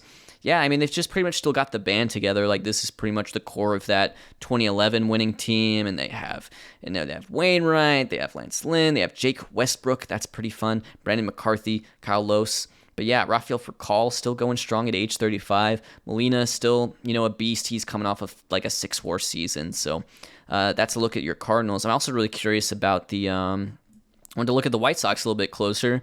They have Juan Pierre. They have Alejandro De Aza, who we talked about, had a monster season for them. Canerco's still there. Rios is there. Brzezinski's there. Gordon Beckham's there. Alexei is there. They have Simeon now coming up. He would have been pretty young. Yeah, he's 22 in this at the moment. So, and then we talked about Sale. Peavy, also the game really likes Peavy. He had a pretty solid year in 2012 as well. So there you go. That's just a look at how the game thinks this season is going to shape up, but we don't know for sure if that's what it's going to be like. Oh, hey, Scott Rowland, by the way, like a pretty solid 4-WAR season in 2012. So he's 37, about to be 38, still going strong. First 2 months of the season are done. The teams have played about 45 games each. It's May 31st, 2013. Let's see who's coming out on top. Wow, the Seattle Mariners out of nowhere with a start of 30-15, already opening up a 7.5 game lead in that AL West. That's going to definitely be a team to look at. Tigers and Royals are tied in the Central. Red Sox currently lead the East. Marlins, we talked about the Marlins. They lost some guys, but they also get to add some guys like Yelich and Real Muto. Brewers lead the Central. Giants lead the West. I'm really curious to look at these Seattle Mariners because I don't think we've looked at them once yet this save. King Felix, of course, having another monster year, at least a monster start to the year. Hopefully he can keep it going. And James Paxton has now emerged, the 24-year-old left-handed pitcher from Canada. He's having a really good start to this season, so he could be definitely instrumental for them. Eric Bedard, gosh, this guy was such a beast back in the day, too. He's having a really good season so far, so this is a pretty fearsome rotation. A lot of strikeouts to be had here, and then Rasmo Ramirez even really good, 3.11 ERA, but you have Chris Taylor. Chris Taylor was originally a Seattle Mariner before he ended up with the Dodgers. Dustin Ackley, big-time draft pick back in the day. Looks like he's on pace to be maybe a league average player at second base. Kyle Seager, he won his first Gold Glove last year. He's on pace for 4-WAR. Justin Smoke, Seth Smith, Michael Saunders, Will Venable, a lot of lefties in this. Ji-Man Choi playing catcher. That's just something that can happen. I've noticed there's like fringy catcher guys. Like I had to change the catcher ratings for example, like Josh Donaldson. I didn't want him playing catcher long term. I didn't want Carlos Santana doing it. I definitely didn't want Pablo Sandoval doing it. So I imagine Ji-Man Choi played catcher at some point in the minors or in Korea even. So yeah, he comes in with like catcher ratings of 50 ability and 50 arm. I think what I'm gonna do is I'm actually gonna edit that, and maybe Mariners fans will say, well, you're sabotaging the team, but hey man, like I want it to be a little bit realistic, because what can happen is, these guys come in with like crazy catcher ratings and it just throws off the whole catcher position, because obviously Choi can hit, and so I just want to make sure that the good catchers are the good catchers. And by that, I mean, Molina, Posey, it's just the guys that are naturals at the position. So that's the one position I've been editing defensively. I did it with Sandoval, did it with Carlos Santana. Just a couple other guys, Josh Donaldson, because they're just not really catchers. I mean, I know Santana played some in the majors, but not really, dude, not really. So there you go. They'll have to figure out that catcher position. They could still play him there. He's just not going to be league average. He's going to be well below average, which I think is fair. But yeah, let's look at your Mariners. Sorry for sabotaging your team, Mariners, but I've sabotaged other teams the same way. I'm curious to look at the Marlins because I want to see no JT Realmuto yet, no Christian Yelich yet, at least not in the main lineup so far. Let's take a look at Boston because we haven't looked at Boston too much, but Boston, they signed Mark Burley this offseason. The starting pitching hasn't quite come together too much for them, but it seems like they're just scoring a lot of runs, and indeed, they've scored 293 runs so far. They have an 849 team OPS. That's crazy. I mean, Ortiz is off to an insane start to the season. Look at him. 191 OPS plus, on pace for 9 WAR, playing first base. Alex Gordon, they signed him. He's off to a crazy start to the season. Jacoby Ellsbury, he's doing pretty good. They've added Mookie Betts now. He's playing second base for them, which is pretty cool because that's actually the position he was originally supposed to play. Jared Saltalamacchia is having a huge season. Will Middlebrook. So this could be like a really, really fun team. And the Red Sox won the World Series somewhat surprisingly in 2013. So we'll be curious to see if they can keep it up because that lineup is really clicking right now. I don't know too much about like Marquez Smith, but he's having like a phenomenal start to. Everyone's just hitting on this Boston Red Sox team. So let's take a look at some of these league leaders as well around the league. We don't have to look at it for too much because it's very early, but Ortiz leads average, Stanton leads OPS, Zobrist leads on base percentage, Earth Cabrera leads stolen bases. Let's look at pitching leaders. Bumgarner, 0.69 ERA, very nice. He leads WAR as well. Steve Cishek leads saves. He's on Miami. Where's strikeouts? Yu Darvish leads strikeouts. We can get more in depth on that once we're at the All-Star break. We're here at the All-Star break. Let's check in on injuries because while they aren't fun, they are definitely important. The two sort of big-ish ones, Matt Cain, arthritic elbow, 3 months. Looks like he suffered this injury, just like 10 days ago. So that's a shame. He was having a pretty good season for the Giants. Also, where was the other one I wanted to show you? Matt Latos. Radial nerve elbow decompression surgery. He suffered this one in April, so he may actually be back soon, but he was really doing well for the Reds through his first 4 starts of the season. Some of these you shouldn't be too worried about. Clayton Kershaw, it's a 1 to 2 week injury. Lincecum's day to day. Lincecum's still doing awesome. Love to see Tim Lincecum just tearing up the league still. So yeah, some of those aren't too bad. And then let's look at some hitters too. Any big star hitters hurt? Looks like Ian Desmond has an injury, but it's a fractured hand and it's only 2 weeks. So hitters pretty healthy. We haven't seen too much in terms of amazing star pitcher needs Tommy John. We haven't seen too much of that yet, thankfully. So that's your injury report. Let's look at these all-star rosters. I didn't talk about this last all-star break, but there is also the prospect futures game. Josh Bell won the MVP in that this year. You can look at the box score and just see who played. You can see names like Lindor and Correa and Ronette Odor and Marcelo Zuna. Over here in the United States team, you have Tim Anderson, you have Real Muto. Bellinger looks like had a pinch hit appearance. Lance McCullers, Max Fried, they pitched. Ramon Marquez pitched. So that's just a look at sort of the futures game. But let's take a look at the All-Star Game rosters because it looks like Felix is going to get the start for the American League once again. You also have Darvish, Kluber, Price, Sabathia, Verlander. So not big in terms of surprises there for the American League pitchers, but Hector Santiago. That's a bit of a surprise there in the American League for the Chicago White Sox. He's had a really good start to the season, although looks like only about half of his appearances have actually been starts. But relief pitchers, Max Russell of the Los Angeles Angels. Okay, Max Russell, way to go. Dan Straley, awesome. Kelvin Herrera, awesome. Looks like he's the leading vote getter among relievers. Lizer Alfonso, wow.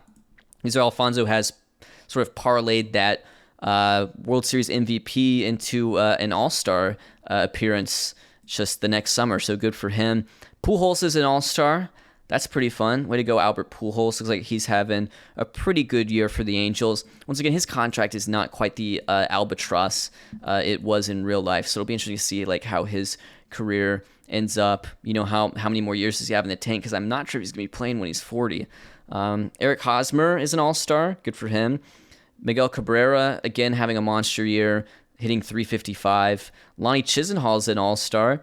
Brett Lawrie's an all-star. I'm just reading names. Dominic Brown as a Baltimore Oriole is an all-star. That's kind of interesting. Cespedes is an all-star. Alex Gordon. So Alex Gordon leaves Kansas City. He goes to Boston, and he's an all-star. It'll be fun to see where Boston's at in the standings right now. Mike Trout, he gets an all-star start. He's having a pretty good year, although maybe lagging a little bit behind his rookie year pace. There's Ryan Domit again, but Ryan Domit is not quite having, the 2013 compared to his amazing 2012. So we'll see what happens there with Domit in the end. He's mostly an all-star based on reputation at this point. Bumgarner's going to get the start for the National League. He has a 1.36 ERA. That is very awesome. And you see definitely some interesting names here. I mean, look at Jose Fernandez, man. Now we're talking. Jose Fernandez, 20 years old, making the All-Star game, 2.36 ERA. That's what we want to see. Love that for Jose Fernandez. Love that for the Miami Marlins. Mike Fiers is an all-star. Dylan, I can't remember if this was Dylan G or Dylan Gee. I think it's Dylan Gee. But he's an all-star for the Mets. Way to go, Mets fans. I know maybe DeGrom hasn't quite gotten going for y'all yet, but there's him. Chris Heston, Cliff Lee, Steven Strasburg, Adam Wainwright. Top vote getter among relievers is Sergio Romo, although he has a 4.01 ERA, but you have some strong performances from other closers like Gregerson, Jansen, Kimbrel, Sean Marshall, although Sean Marshall has an injury, unfortunately.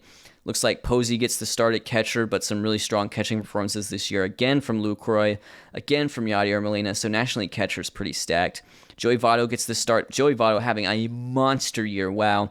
OPS well over 1,000. OBP 466 at the All-Star break. He's an MVP candidate as things stand for sure. Pedro Alvarez is an all-star. He led the National League in home runs one year. I can't remember what year it was. Maybe 2012. David Wright's an all-star with the Arizona Diamondbacks. That's his new team. So Mets fans, even if David Wright is no longer yours, at least he's still playing pretty well. Javi Baez is an all-star. We talked about him with the Cubs, how they might be, beginning to resurge and maybe be a really competitive team for the years to come. Harper gets an all-star start. He's also going to be an MVP candidate. It looks like he's having a pretty monster season, although Votto may be outpacing him offensively. Hayward's doing really well. Blackman's doing really well. Carlos Gonzalez is doing really well. George Springer, oh man, I forgot to move the Astros to the... I'll do it next year, guys. Next year, I promise, I will move the Astros. But yeah, for this year, it's going to be 6 teams in the Central, the National League, and 4 teams in the West for the American League. I promise I'll do it next year, even though actually 2013 was the first year, I think, the Astros, when they moved back to the American League. So I'll get that right. But if it makes you feel any better, they're still not doing too great. So I would hate for the Astros to be like super competitive in the National League rather than the AL West where they truly belong, I would say. But yeah, that's a look at your All-Star Game rosters. We can look at the standings now too. Red Sox, they still hold a 1.5 game lead over the Blue Jays and the Rays, but their lead has shrunk. It looks like, some of that offense was going to have to come down to earth eventually, but they are still leading the league in runs scored. Kansas City Royals currently lead the AL Central. Let's take a look at them. Ruben Rivera, man. Ruben Rivera just keeps on trucking along with a 123 OPS plus so far. They have a young Moustakas. They have a young Eric Hosmer. They have a young Will Myers. They have a young Salvador Perez. It's just a young, fun team, even though they are missing Alex Gordon at the moment. Pitching not the strongest. I do like that they have Johan Santana. That's kind of fun. They also have Jason Marquis currently is their best starter in terms of ERA, so maybe not the best. Lorenzo Cain's there too. He is injured, but he's actually doing really, really well. So, we'll see what happens with the Royals. But of course, this is when they started to emerge. They had some really strong years in the mid-2010s, including winning a World Series. Mariners still lead the West. That strong rotation with King Felix, James Paxton, Eric Bedard, Erasmo Ramirez, and just a team that just kind of, the offense just kind of pieces it together. Now they have John Jaso playing catcher. That's kind of the same thing as the Hyunjin Ryu thing, but you know what? I'll let it slide because I would hate to do that twice to them. But yeah, a lot of lefties in this lineup. Kyle Seager having a really strong year. It looks like he's probably their best overall position player at the moment. So way to go, Mariners. Hopefully they can hang on and break that playoff curse. Make the playoffs, guys. Reds lead the Central. Really strong pitching team. Cueto, Mike Leake, Homer Bailey, Bronson Arroyo, Todd Redmond. Ryan Hannigan, I know, is like a beast defensive catcher for them. So even if he's not hitting, he's not doing too bad. Votto, of course, having the monster year. Looks like Jay Bruce, solid. Just a solid team otherwise, but it's basically just like Joey Votto just raking, and then like a bunch of great pitching, and they even have Papelbon too, who's been pretty lights out for them as a closer. Giants lead the West. Good for them. Bumgarner, of course, having a massive year. Lincecum having a massive year. Chris Heston, and then Vogelsong, Yusmeiro Petit, they round things out. Pretty strong lineup at the moment. They have Sandoval going strong. They added Adam Jones this offseason. He's playing right field for them. Robbie Grossman playing center for them. That's kind of interesting. This looks like it's Grossman's rookie year, and he's doing pretty well. He has a 368 on base percentage. Buster Posey, not as strong as his 2012, but still really good. I mean, Buster Posey's a beast. And the Braves lead the East. Let's take a look at the Braves. They added Granderson. He looks like he hasn't been doing too great for them, but Freeman's been good. Prado's been good. Zimmerman, they added him as well. He's been good. Jason Hayward, of course, could be a serious superstar in this save. I mean, look at these hitting stats and his ability to play center and right field. A lot of WAR. That's what I'm saying. He could be like a 6-7 WAR guy every year. Medlin, Minor, Tommy Hansen, Julio Teheran, Randall Delgado, and then Kimbrel in that bullpen. I mean, the stuff, the strikeouts. I mean, it's literally, he's a 100 and stuff on the 20 to 80 scale. So we'll put it that way for good old Craig Kimbrel. He's doing pretty darn good. But yeah, that's a look at just sort of your division leaders, your top teams. We can also take a look at who's leading these statistics a little bit closer, because let's take a look at that. Carlos Gonzalez, wow, yeah, he's flirting with 400 at the All-Star break. Granted, he's only played 66 games, so it'll be interesting to see if he can keep that up. He's probably not going to hit 400, but can he hit 375 or something like that? Ortiz leads runs batted in. Stanton leads WAR. Stanton's having a pretty monster year. He's definitely going to be competing with Votto for an MVP award. That kind of sounds like a repeat of 2017, although it's now 2013. Everett Cabrera leads steals. Noah Arenado, he's emerged. He's having a really strong season after his first year with Colorado. 2012, not much to write home about. Now he's really starting to get it together. His defensive ratings are really, really strong at the moment. I like that reflects real life. Votto leads on base percentage. Votto's also second in OPS, followed by Cargo, David Ortiz, Longoria, and Bryce Harper. Pitching leaders at the moment. Bumgarner still leading ERA, followed by Strasburg, Mike Fiers, Tim Lincecum, Jose Fernandez, and the aforementioned Dylan G. Gee. Sorry, just can't remember some of these guys. I feel like he's not even, I feel like he's pitched recently. Maybe I'm thinking of someone else. Madison Bumgarner leads WAR, followed by Cueto, Strasburg, Hamels, Fernandez, Darvish. This is F-WAR. It's based on FIP. Darvish leads strikeouts. Colin McHugh with the Mets. He leads saves. That's interesting. And Jose Fernandez, Tim Lincecum tied for wins. Trevor Bauer leads walks. I don't know why I'm saying that. It's just kind of interesting to see. Paxton, Marco Gonzalez, Chris Tillman, James McDonald, Brandon Morrow. I don't know why I even read that. Strikeouts to walks. Cliff Lee, the king of the strikeout to walk ratio. He's having a really strong year. Good old Cliff Lee. Man, that guy could really pitch. All right, so that's just a look around the league. Those are your top teams, top players. And we'll check in at the trade deadline, see if there's interesting trades that have gone down in the month of July. All right, we're here. It's August 1st. I'm just looking at Cleveland at the moment, and this is just sort of the fun of this save. I don't know who Cord Phelps is, but in this universe, he is the starting first baseman for the Cleveland Spiders, and he's a league average hitter.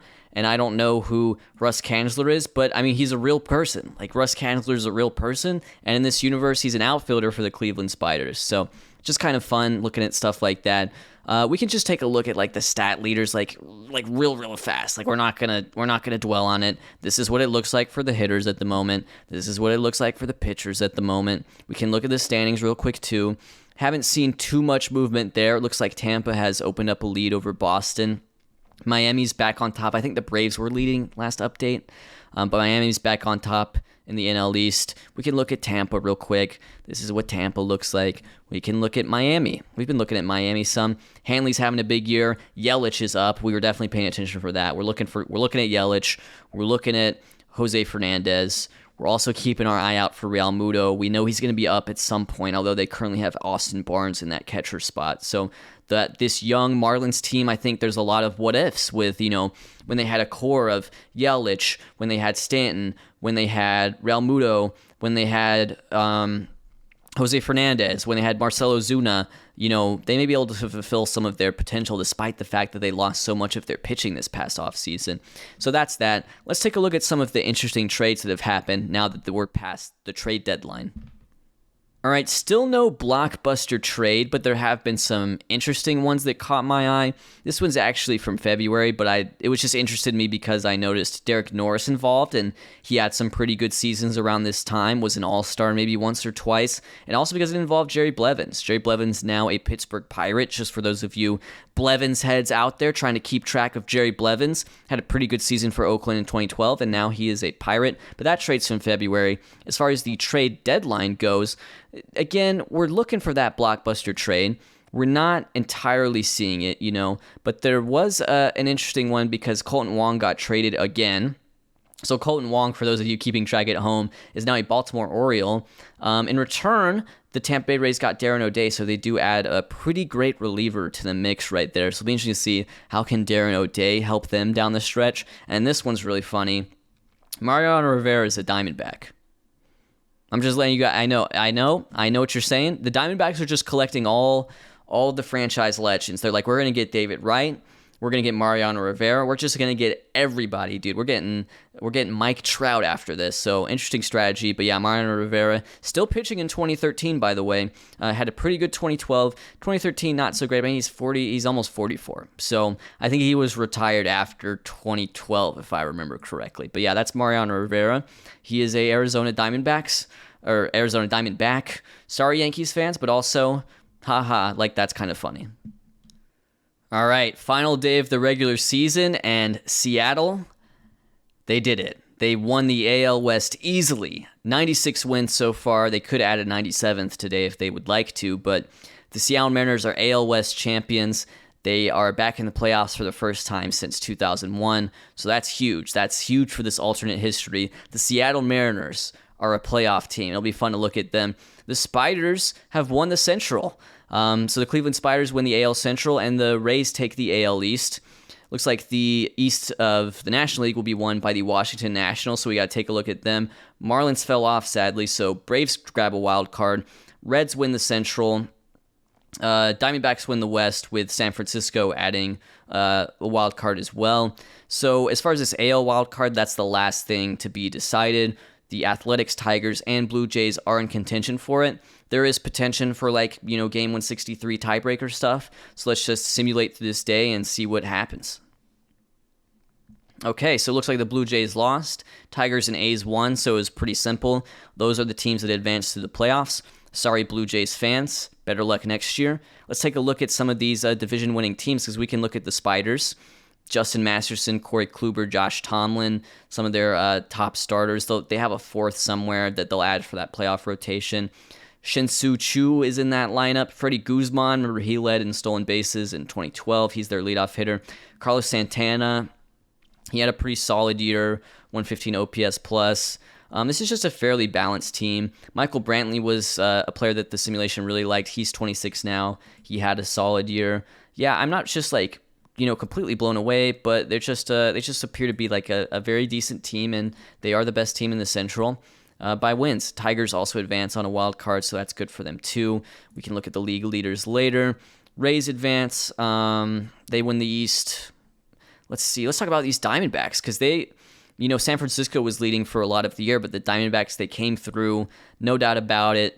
Franchise legend David Wright and franchise legend Mariano Rivera, definitely key for them.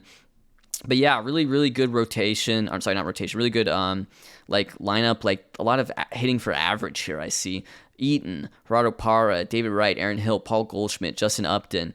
Not the most home runs. They only hit 114 home runs all year, but I mean they were getting a lot of base hits. They were getting on base, so would have been a fun team to watch, I imagine. Wade Miley, Ian Kennedy, Jay Happ.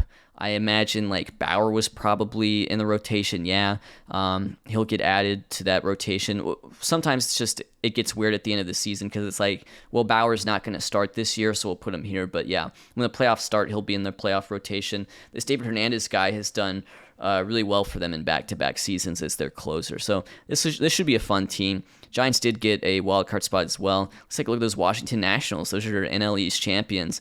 Ian Desmond, Alan LaRoche, Steven Souza, Bryce Harper, young Bryce Harper, now in his second year in the league, 8.3 WAR. Laying down a 3.45, real smooth, 150 OPS plus. Definitely going to be an MVP vote getter. I don't know if he'll win it, but he'll definitely show up in the final tally.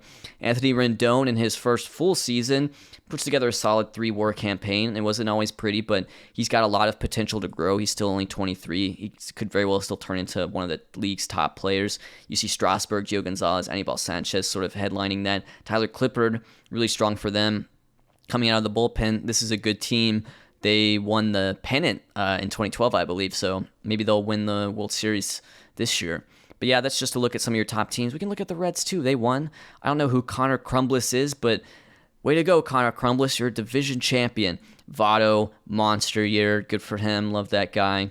Sean Marshall, Jonathan Papelbon, Aroldis Chapman. I was looking at Chapman earlier. Looks like right as this save started, he suffered a torn rotator cuff, so that could have definitely long-term implications. He just hasn't really gotten it going yet at the major league level, so we'll see what happens with Chapman's career. But obviously, he's been dominant in real life for the last decade, but he could be an example of a guy that maybe not so dominant in this save. But yeah, those are your top teams. That's what the playoff picture is looking like.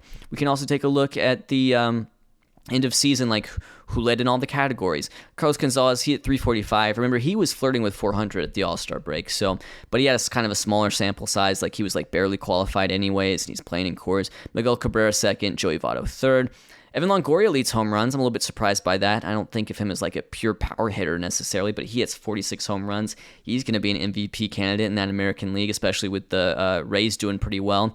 Stanton and Encarnacion and Gallo. Gallo at age 19. Wow, look at that. Look at Joey Gallo at age 19. That means he would have played this would have been like his age 18 year. That's crazy. So Joey Gallo, I mean, he could turn into like a superstar if he's having this kind of season when he's 19. Goodness gracious, this is one of the best 19-year-old seasons ever. That's kind of funny. Although, funnily enough, the game is not giving him much room to grow. So he may just be like this for a while. Evan Longoria leads WAR. Mike Trout tied with him. So again, it's going to be Trout kind of in that MVP competition. Stanton, Harper, they're all neck and neck. Kyle Seager, 7 WAR. Joey Votto. So these are going to be sort of your MVP candidates probably. Votto leads on base percentage. Everett Cabrera leads steals. Stanton leads OPS, followed by Votto, Cargo, Longoria, Harper, and Chris Davis of the Milwaukee Brewers. Love that. Love to see Chris Davis doing well. Let's look at the pitching leaders. Felix Hernandez, he grabs an ERA crown. However, sadly, looks like he suffered an injury towards the end of the year, so he may miss the beginning of the playoffs for the Mariners. That would be a real shame. But yeah, Felix, he leads wins, he leads ERA, 226 strikeouts. This could be another Cy Young. We'll have to see though. Cueto had a really strong year by WAR as well. He was second in ERA. Bumgarner, CJ Wilson, awesome. Steven Strasburg, and there's Lincecum again. Lincecum just keeps it going. His BABIPs have been really low, so maybe some elements of luck there. I mean these are 6 WAR seasons from Tim Lincecum. The freak is still going. He's 29, and he's one of the top pitchers in the league at this moment, and that's just a joy to see. Verlander leads innings pitched. Cueto leads wins. Sergio Romo, 44 saves. That's a lot of saves, Sergio Romo. And then strikeouts, Yu Darvish with 274. He leads the league. He had a really, really strong year. Lincecum, Hamels, Mike Minor with Atlanta, Zach Greinke, Cliff Lee. Yeah, it's a lot of the usual suspects here, but it's still fun to see some of these names, right? So those are your league leaders. That's what the playoff picture looks like. Let's get ready for the playoffs. Who's going to win the World Series in 2013?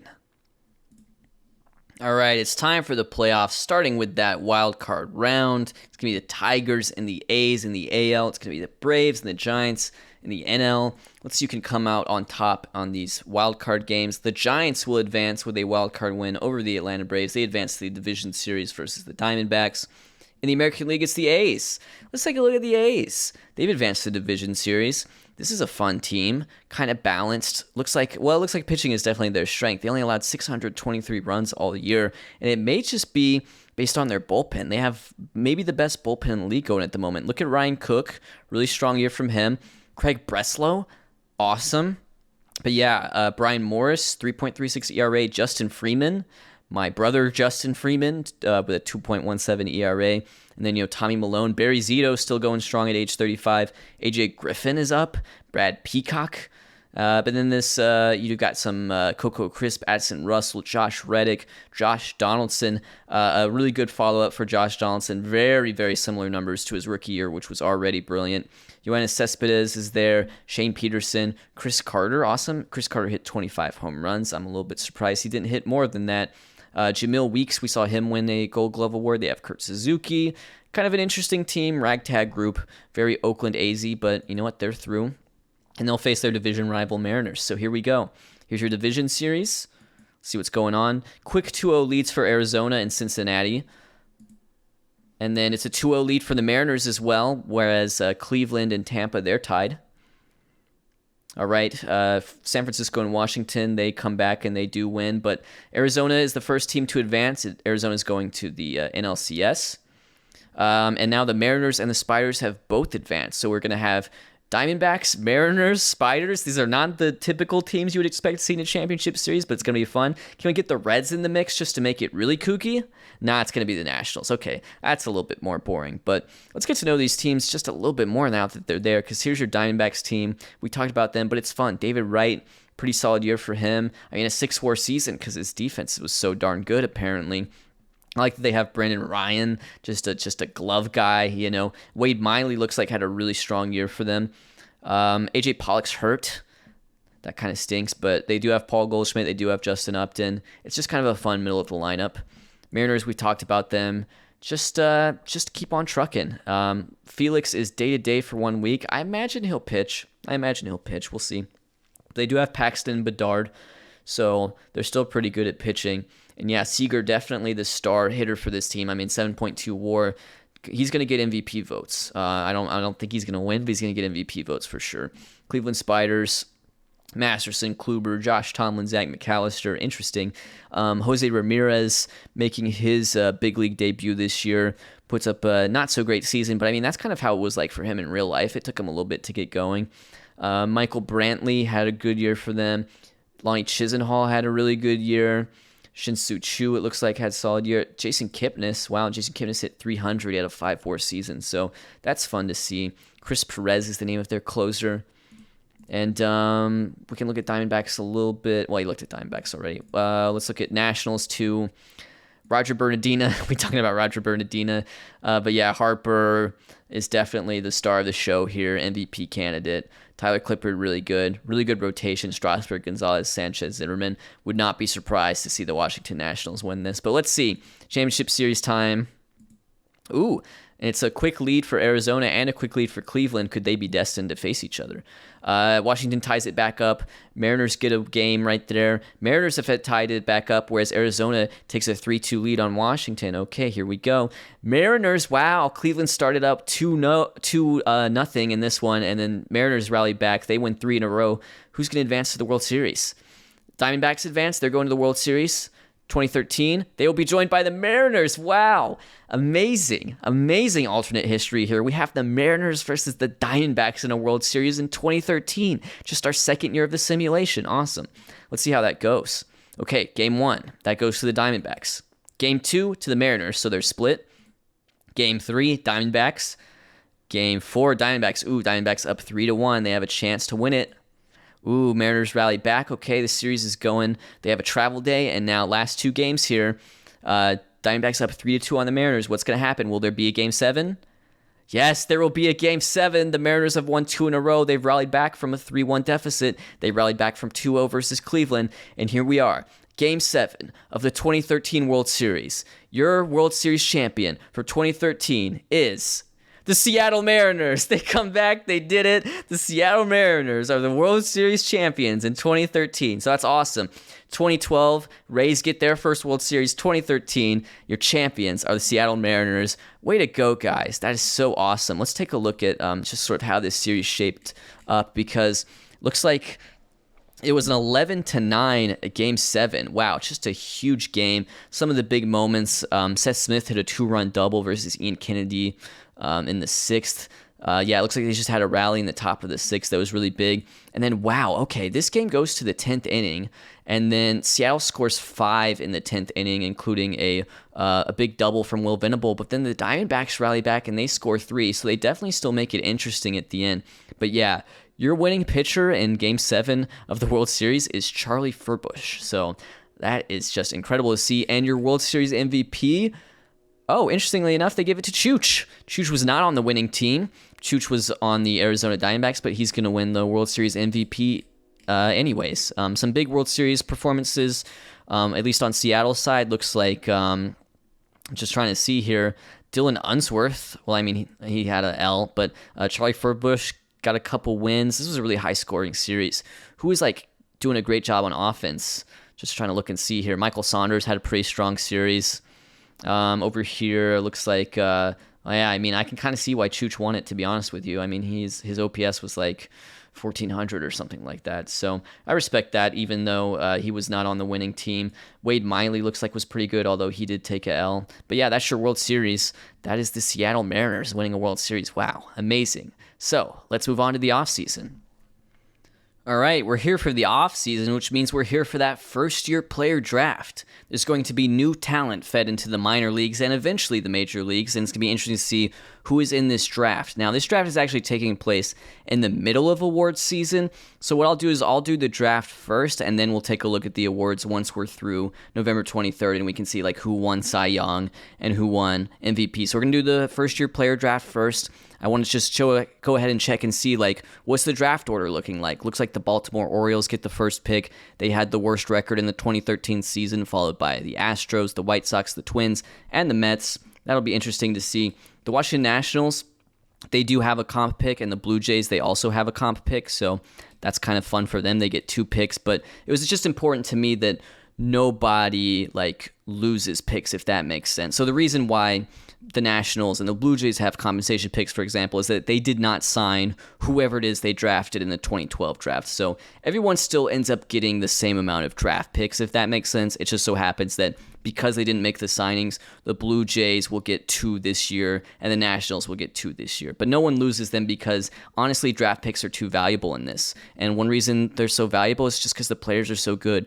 You can add Jose Abreu right now if you want. I mean, that's going to be adding like an all-star caliber first baseman. You can add Rafael Devers. You can add Aaron Judge. You can add Ramon Laureano, Gleyber Torres, Trey Turner, Matt Chapman. I mean, look at these guys. Michael Conforto, Lemus Diaz, Eloy Jimenez. Some really good players that are going to be added just in a few moments here. Among the top pitchers in this draft class, Aaron Nola, wow, Brandon Woodruff, Jack Flaherty, Michael Kopech, Carlos Rodon, Tanaka, Freeland, Nelson Lamet, Brandon Liebrandt, Sean Manaea, Sean Newcomb, Luke Weaver. So I would say this one is a little bit more balanced. Like, you do see like some top tier pitching talent coming into the league for sure, especially with like Flaherty, Woodruff, Nola. So that's going to be fun to see. You know, who ends up getting picked? Like, is it going to be one of those things where Abreu gets picked just like Ryu gets picked? But yeah, let's get started with this draft. So the first pick does go to the Orioles, and I just should say as a reminder, like, this is a draft that takes place in November 2013, but it features players from like the 2014 draft class, as well as like 2013 international amateurs, and then also guys that would have come over from like top tier leagues around that time, like the aforementioned Jose Abreu. So Orioles have first pick. They won 60 games last year and lost 102. So be that as it may, they get the first pick and they have a chance to add an impact player like a Jose Abreu, or maybe they add someone younger that they can try to develop. So let's see, who did the Orioles pick? Let's go ahead and be smart about this. Devers. Okay, so they go for the young gun. So Rafael Devers is going to be an Oriole if they sign him. This game is actually treating him like a high schooler, so he's committed to UCLA, so they still have to sign him. But yeah, so the Orioles get Devers. Who's Houston going to get? They get Aaron Nola. Okay, I like that. He's like a Louisiana guy, so I like that he ends up in Houston. So Aaron Nola is going to be a Houston Astro. White Sox on the board now. They will get Brandon Woodruff. Okay, he was the other top pitcher sort of in this class. Next up is going to be the Minnesota Twins, their division rivals. They get Tanaka. Okay, and then who do the Mets pick? Torres. Okay, I want to keep going. I want to see, because someone's got to pick Abreu still, right? Is he still not up there? Yeah, okay. Someone's got to pick Abreu soon. Trey Turner goes to the Angels. Flaherty goes to the Pirates. Interesting, Abreu's still there. Laureano. Judge. Okay, that's your top 10. I'm just going to finish up this draft, but that's really interesting. Maybe there's some sort of shenanigans going on here with Abreu, because it's like, I get that the Cardinals pick Judge, but like, man, Abreu's the finished product. You don't even have to wait for this guy. So we'll see what happens. I'm going to just go ahead and complete the draft and see what each team ended up picking. All right, I was kind of freaking out about Jose Abreu, but he went with the very next pick to the Colorado Rockies, and that just seems to be the Rockies' MO. Like, they picked Ryu first overall, now they pick Abreu. They like the finished product. They like the guy they can just add to the Major League roster. No development needed. Here's the rest of that first round. Matt Chapman is a Milwaukee Brewer. Michael Conforto's on the Red Sox. Schwarber is a Marlin. Rodon's on the Rangers. Jimenez goes to the Padres.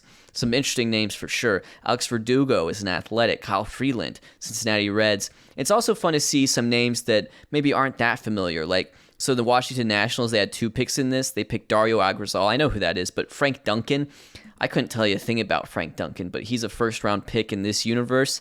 And you know what? Maybe he develops into like a decent starter. Like if he fills out in terms of stuff moving into potential as his control says he could, like he would be an above-average starter in this league potentially.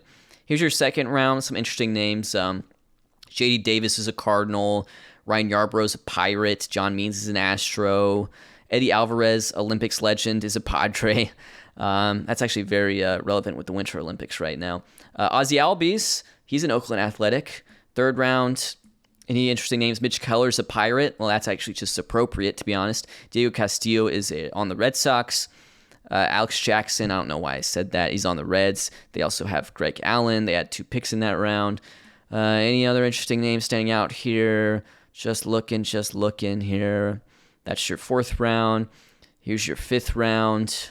Yeah, you get it. There's the draft. But the first round is definitely key, and that's why it's important to me that, every team get a first-round pick. I don't want teams losing first-round picks because they signed expensive free agents, because, the CPU doesn't quite know how to value a first-round pick when you can get someone, like Eloy Jimenez, 17th, and you have just stud players going every year, So it's very important that each team have a draft pick for the sake of competitive balance. Now that the draft is over, we can get into the awards. It's awards season, and we start with our American League Gold Glove winners. Josh Beckett, Matt Wieters, Teixeira, Sean Rodriguez, that's kind of interesting. Laurie, Addison Russell, or Austin Jackson in left field for the Tigers. Mike Trout gets a Gold Glove. That's pretty cool. Mike Trout, 2013 Gold Glove Award winner. He's a 5-star player now, by the way. And then Alex Rios on the White Sox. In the National League, Clayton Richard wins for pitcher. Yadier Molina adds another Gold Glove. He won in 2012 as well. He's just a guy. He wins Gold Gloves. That's what he does. He's Yadier Molina. He wins Gold Gloves. Neil Walker wins at first base. I mean, this is a guy who could play a lot of second base, third base, so that makes sense. Infante. Nolan Arenado gets his first Gold Glove of many Gold Gloves. He had a 4-WAR season. He's starting to really come into his own. I'm not sure if these hitting stats have too much to grow though, so his career's gonna be built off of his defense, whereas in real life I would say it's built on his offense and also his defense. Like his defense is definitely key, like it's definitely like the number one thing we know him for, but he might not hit as well in this save. Brendan Ryan, he's a glove guy. Justin Upton, John Jay, Jay Bruce, I like that. John Jay, Jay Bruce, Bruce Maxwell. I don't know any players with the first name Maxwell. Well, maybe like a Max. Maybe one of the Maxes is a Maxwell. Maxwell Fried, maybe. Okay. Speaking of Max Russell is your American League reliever of the year, and I'm kind of fascinated by this guy because he had a 1.74 ERA. He only had 8 saves, so he wasn't really using the closer role, but he had 98 innings pitched out of the bullpen, like 2.49 ERA. Like he was a beast. And yet, like, his ratios aren't crazy. His F4 was only 0.3. His stats, like his ratings in the game, they don't inspire a lot of confidence. And yet, he is your American League reliever of the year, Max Russell for the Los Angeles Angels. And he's not even like a crazy ground ball pitcher either. It's just very weird. Tom Wilhelmsen saved 31 games for the Mariners, the World Series champions. He was the runner-up. And then we also had Craig Breslow, Kelvin Herrera, Bill Logan, Jake McGee. Jake McGee's getting really good in this save. Gosh, look at Jake McKee's numbers in this save. He's been a beast. And Addison Reed, National League. Kimbrel wins almost unanimously. Jansen does get a first place vote, but Kimbrel, 125 strikeouts and in a 69.1 innings of 4.3 F4 as a reliever. Craig Kimbrel, a 1.95 ERA, 100 out of 80 stuff. That's awesome. Craig Kimbrel's awesome. Kenley Jansen, really strong year for him. But yeah, it wasn't quite Craig Kimbrel, goodness gracious. Clippard finished third. James Russell, Sergio Romo, I believe he led in saves. Antonio Bastardo for the Philadelphia Phillies. Here are your Platinum Stick winners, which is really just Silver Slugger. Alex Avila, 400 OBP as a catcher. I like that. Cabrera, strong year, not as strong as his 2012, though. I don't think he'll win an MVP. Jason Kipnis had a really good year. Longoria, he's an MVP candidate for sure. Elvis Andrus, Elvis Andrus didn't have the greatest of 2012s. It was just very similar to his 2011. But 2013, he's an above average hitter. He's playing great defense at shortstop, and he's a 5-WAR player. Awesome for Elvis Andrus, and he gets a Silver Slugger. Alex Gordon, we talked about him a little bit earlier in the season, gone from KC and just phenomenal career year with the Boston Red Sox. Mike Trout, center field, not a surprise. Alex Rios and David Ortiz, he gets a Silver Slugger at a designated hitter. I'm curious, how much designated hitter did he play this year? Has he played the field any? Yeah, he had 11 games at first base. Okay, I thought he might have been playing more first base than that. But yeah, Ortiz has a huge year in 2013, 5.7 WAR, 150 OPS plus, monster year for David Ortiz, but also kind of normal for him too. Anyways, David Ortiz, awesome. Staying healthy too, so that's good. We like to see that for an older player especially. Mike Leake, he wins another Silver Slugger. Buster Posey, big year for Posey, although still not quite as good as that 2012 where he won MVP. Votto had a huge year. He's going to be an MVP candidate. Posey could still be an MVP candidate. I'm not counting him out. Prado wins for second base on the Braves. I loved Prado back in the day. He was one of my favorite players. Tulo wins at shortstop.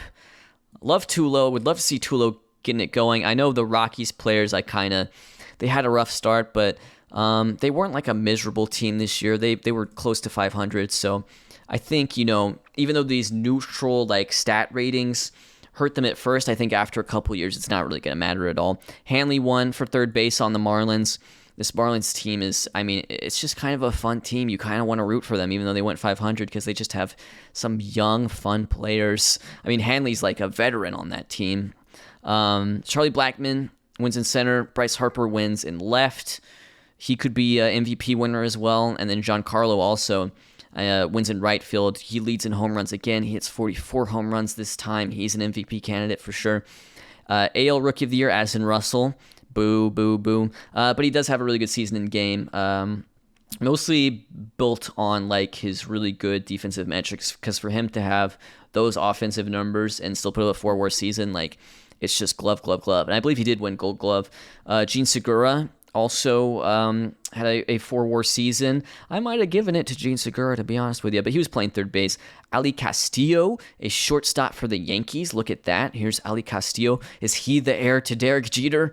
Chris Taylor, we talked about him on the Mariners, 3.7 WAR. Anthony Garcia, I don't know much about Anthony Garcia, but he's a catcher for the Cleveland Spiders, and he has a 3-WAR season. Mookie Betts, he only played half the season for Boston. He's playing second base for them, but he was really, really good. He must have gotten hurt or something. Yeah, he had some injuries there, it looks like, but he probably would have won Rookie of the Year if he hadn't gotten hurt. But it looks like he may be long-term a second baseman for the Boston Red Sox, which I think would be appropriate for this alternate history. Jonathan Scope also getting some votes, so that's American League Rookie of the Year. Chris Davis, awesome. He hit 39 home runs. He had 152 OPS plus. He wins unanimous Rookie of the Year as a Milwaukee Brewer. Chris Bryant, he played some in AAA, but then quickly made the jump, played about 100 games for Houston. Also was a monster. If he had played the full season, he could have been up there with Chris Davis. Steven Souza of the Nationals. Yeah, honestly, this rookie crop, a lot stronger in the National League. There's Jock, and there's Rendon. Yeah, stronger rookies in the National League this year. AL Manager of the Year, that's Eric Wedge of the Mariners. They're the champs. And Kirk Gibson of Arizona. They were the runners-up. They were the pennant winners in the National League. Okay, AL Cy Young, it's Felix, and it is unanimous. Man, Felix just back-to-back monstrous years from Felix Hernandez. Just basically comes out and repeats his 2012 season. He wins his third career Cy Young, second in a row. Man, Felix is just, he's turning in like, he's only 27. This is like a historic start to a career. He's 27 years old. He's almost at 50 WAR. Just keep going, Felix. Just keep cranking it out. I know Mariners fans are just loving this because they've got Felix winning Cy Youngs. They're winning World Series. This is awesome. Verlander runner-up once again. Really, really strong year for Verlander. Again, one of those years that probably would have won, in a lot of simulations, but Felix is just going bonkers, so unfortunate for him. David Price. Okay, David Price comes back from his injury that ended his 2012 season early. Has a really, really good 2013 with Tampa. Happy to see that. Yu Darvish, he had a lot of strikeouts. CJ Wilson, that's cool to see him with the Angels. James Paxton, after, only throwing 81 innings, a lot of it out of the pen in 2012, he throws down like just a great full season as a starter with the Mariners. He's a World Series champion. Rick Porcello, looks like he had an injury, maybe in the playoffs. Unfortunate for him, but he had a really good regular season. So Porcello, he gets down ballot. Cy Young votes. Okay, and then it's Cueto unanimous. Wow, I'm not surprised Cueto won. I'm a little surprised it's unanimous, but he led wins, he led ERA, he led WAR. I get it. He had 204 strikeouts. Cueto, really good year. He also had a really good year in 2012, although he did not win the Cy Young Award that year. But yeah, Cueto grabs himself a Cy Young. He's one of the top pitchers in this save so far, for sure. Strasburg, he finishes second. He had a really good year. Bumgarner finishes third. He was leading ERA, I believe, at the All-Star break, but he has a 2.14 ERA on the year, 218 innings pitched. I'm surprised this was unanimous. These guys all had really good years. Lincecum finishes fourth. Awesome. Love Tim Lincecum. 259 strikeouts. That leads the National League. Tim Lincecum, man, he's still going. Next year will be his age 30 season, it looks like. But yeah, there goes Lincecum. Where's he at right now? He's at 41 WAR through his age 29 season. Just keep it going, Tim. Just keep it going. Wade Miley, really good year from Wade Miley. Jose Fernandez, there he is. The young gun with 195 innings pitched and a 3.14 ERA, 205 strikeouts for the Marlins. And Chris Heston. Yeah, Chris Heston. Shout out to Chris Heston on those San Francisco Giants. He just had a really, really good year. 2.92 ERA, 3.5 WAR. So that is your Cy Young Award voting. All that's left is the MVP. So your 2013 MVP in the American League is Evan Longoria. Evan Longoria is an MVP award winner. Good for him. Really good season. He hits 46 home runs. That leads the league. He's playing great defense at third base. He puts up 8.4 WAR. I think it's a good pick. Trout finishes second. He also had 8.4 WAR. Trout's not quite as good, I would say. Like the defensive metrics were a bit better, but you'd like to see him do a little bit better. I want to see a 10 WAR. Give me a 10 WAR, Mike Trout. Kyle Seager, awesome. He finishes third. He had an awesome year. Cabrera, King Felix actually gets 3 first place MVP votes, which is pretty cool. So Longoria was unanimous among those who voted for position players. Josh Donaldson had a really good year. He basically repeated his really, really strong rookie year. We talked about Ortiz. Here's Miggy. He finishes fourth. He still had 200 hits. He still led in batting average. It was still really good. Alex Rios, wow. When you combine that with his Gold Glove, and I didn't realize he hit so well either. But yeah, good job by Alex Rios. Did he win Silver Slugger? Oh yeah, I should have noticed that. I should have noted that he just had a really good season.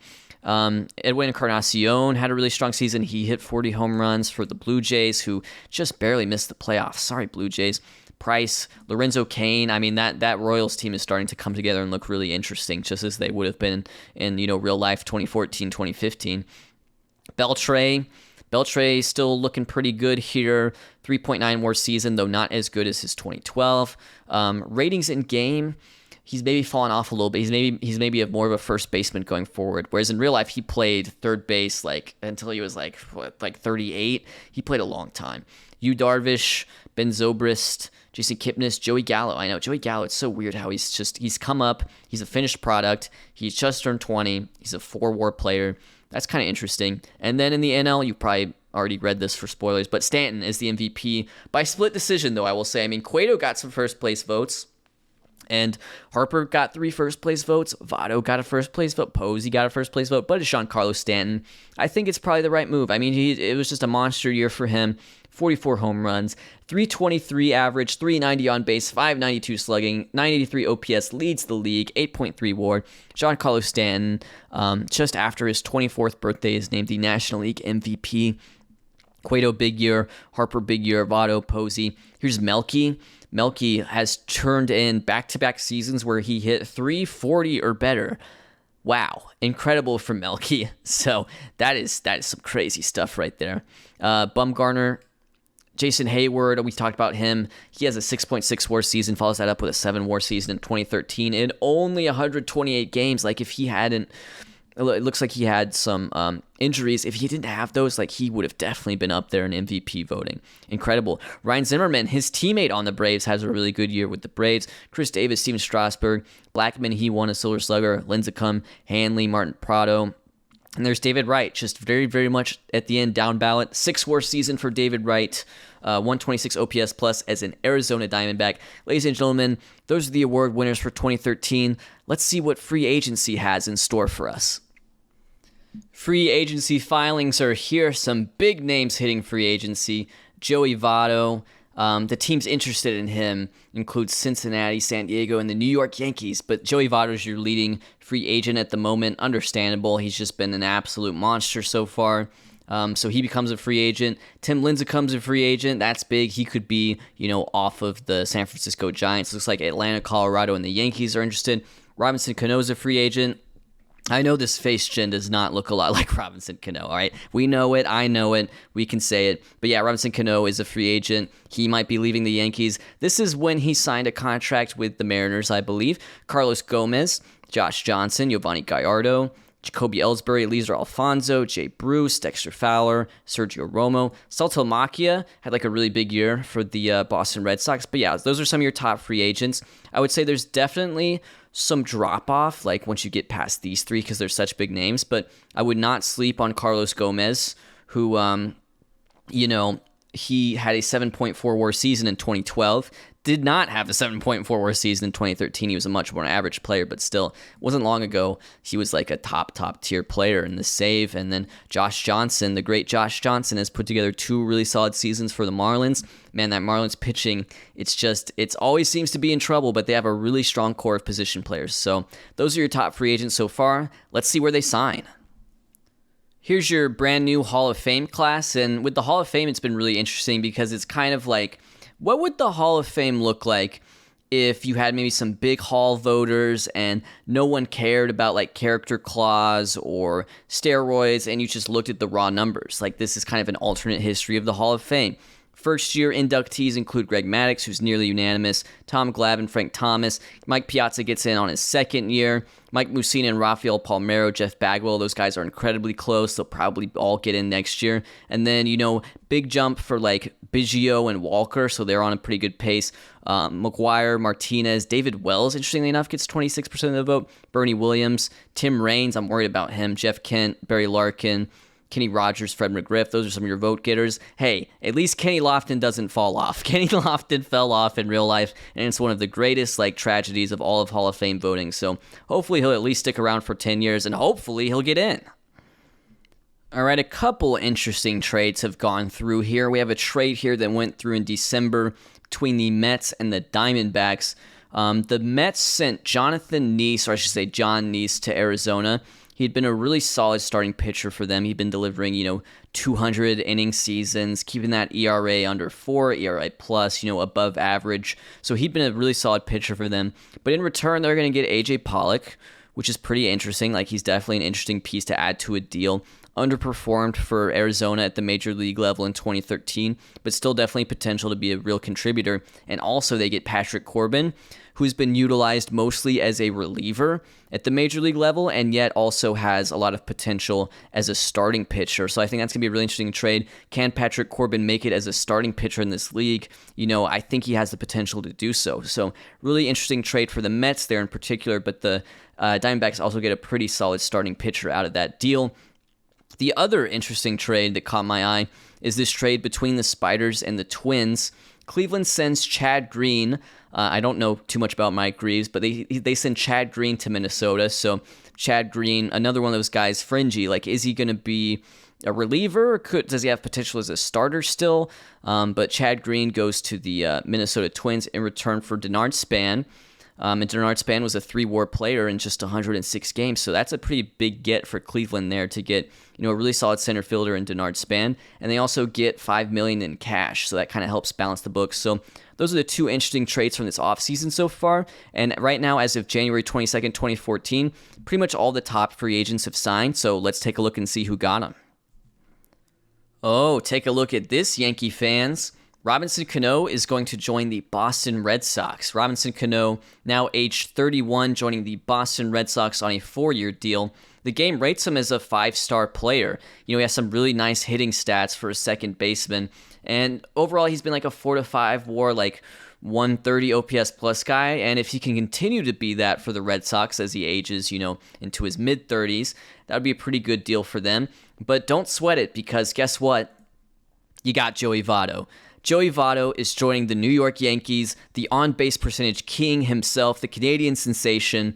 Joey Votto is a New York Yankee. He signs a deal with them for the next 5 years worth $116 million. Also, Twins fans, guess what? You get Tim Lincecum, and I kind of like that. Something about Tim Lincecum and the Twins, just the vibe there. I know he's like, you think of him as like, oh, cool, Bay Area, like California, like, skateboarder guy. For some reason, Tim Lincecum and the Twins, I just feel like, just picture it, the uniform in your head. I kind of like it. Jacoby Ellsbury is going to join the Giants on a 6-year deal worth $59 million. Lizar Alfonso, the World Series MVP in 2012. Interesting enough, he's also going to join the Yankees on a 4-year deal. Dexter Fowler is joining the Houston Astros on a 4-year deal. Josh Johnson joining the Detroit Tigers. Man, that Tigers rotation might be really, really good next year. And then Carlos Gomez joins the Cubs. 6-year deal for Carlos Gomez. They bet on his 2012 season, maybe not so much his 2013 season. Let's see what Detroit's rotation looks like. I mean, they have Justin Verlander, Josh Johnson, Max Scherzer, Rick Porcello, Doug Fister. I mean, this is going to be a monster rotation next year. Really fun team to watch potentially. This is just a good illustration of how the simulation isn't always going to be perfect, and there are always ways that we can improve. But, like, for example, Franmil Reyes played in the majors when he was 16. That's just not really realistic, right? Like, that's almost Joe Nuxhall territory. But yeah, Franmil Reyes played for the Pirates at the age of 16. And then you even have guys like Corey Seager, who just had like a monster year at age 19. I get that, like, Juan Soto did it, but that does not happen every year. That happens like once every, 30 years at best. So you have some of these guys that are developing quicker than they normally would, and they're coming into like that first-year player draft, like some of them major league ready at really young ages. But that's just part of the experience, and I feel like we should acknowledge it. This isn't always going to be perfect, but it's just part of the game.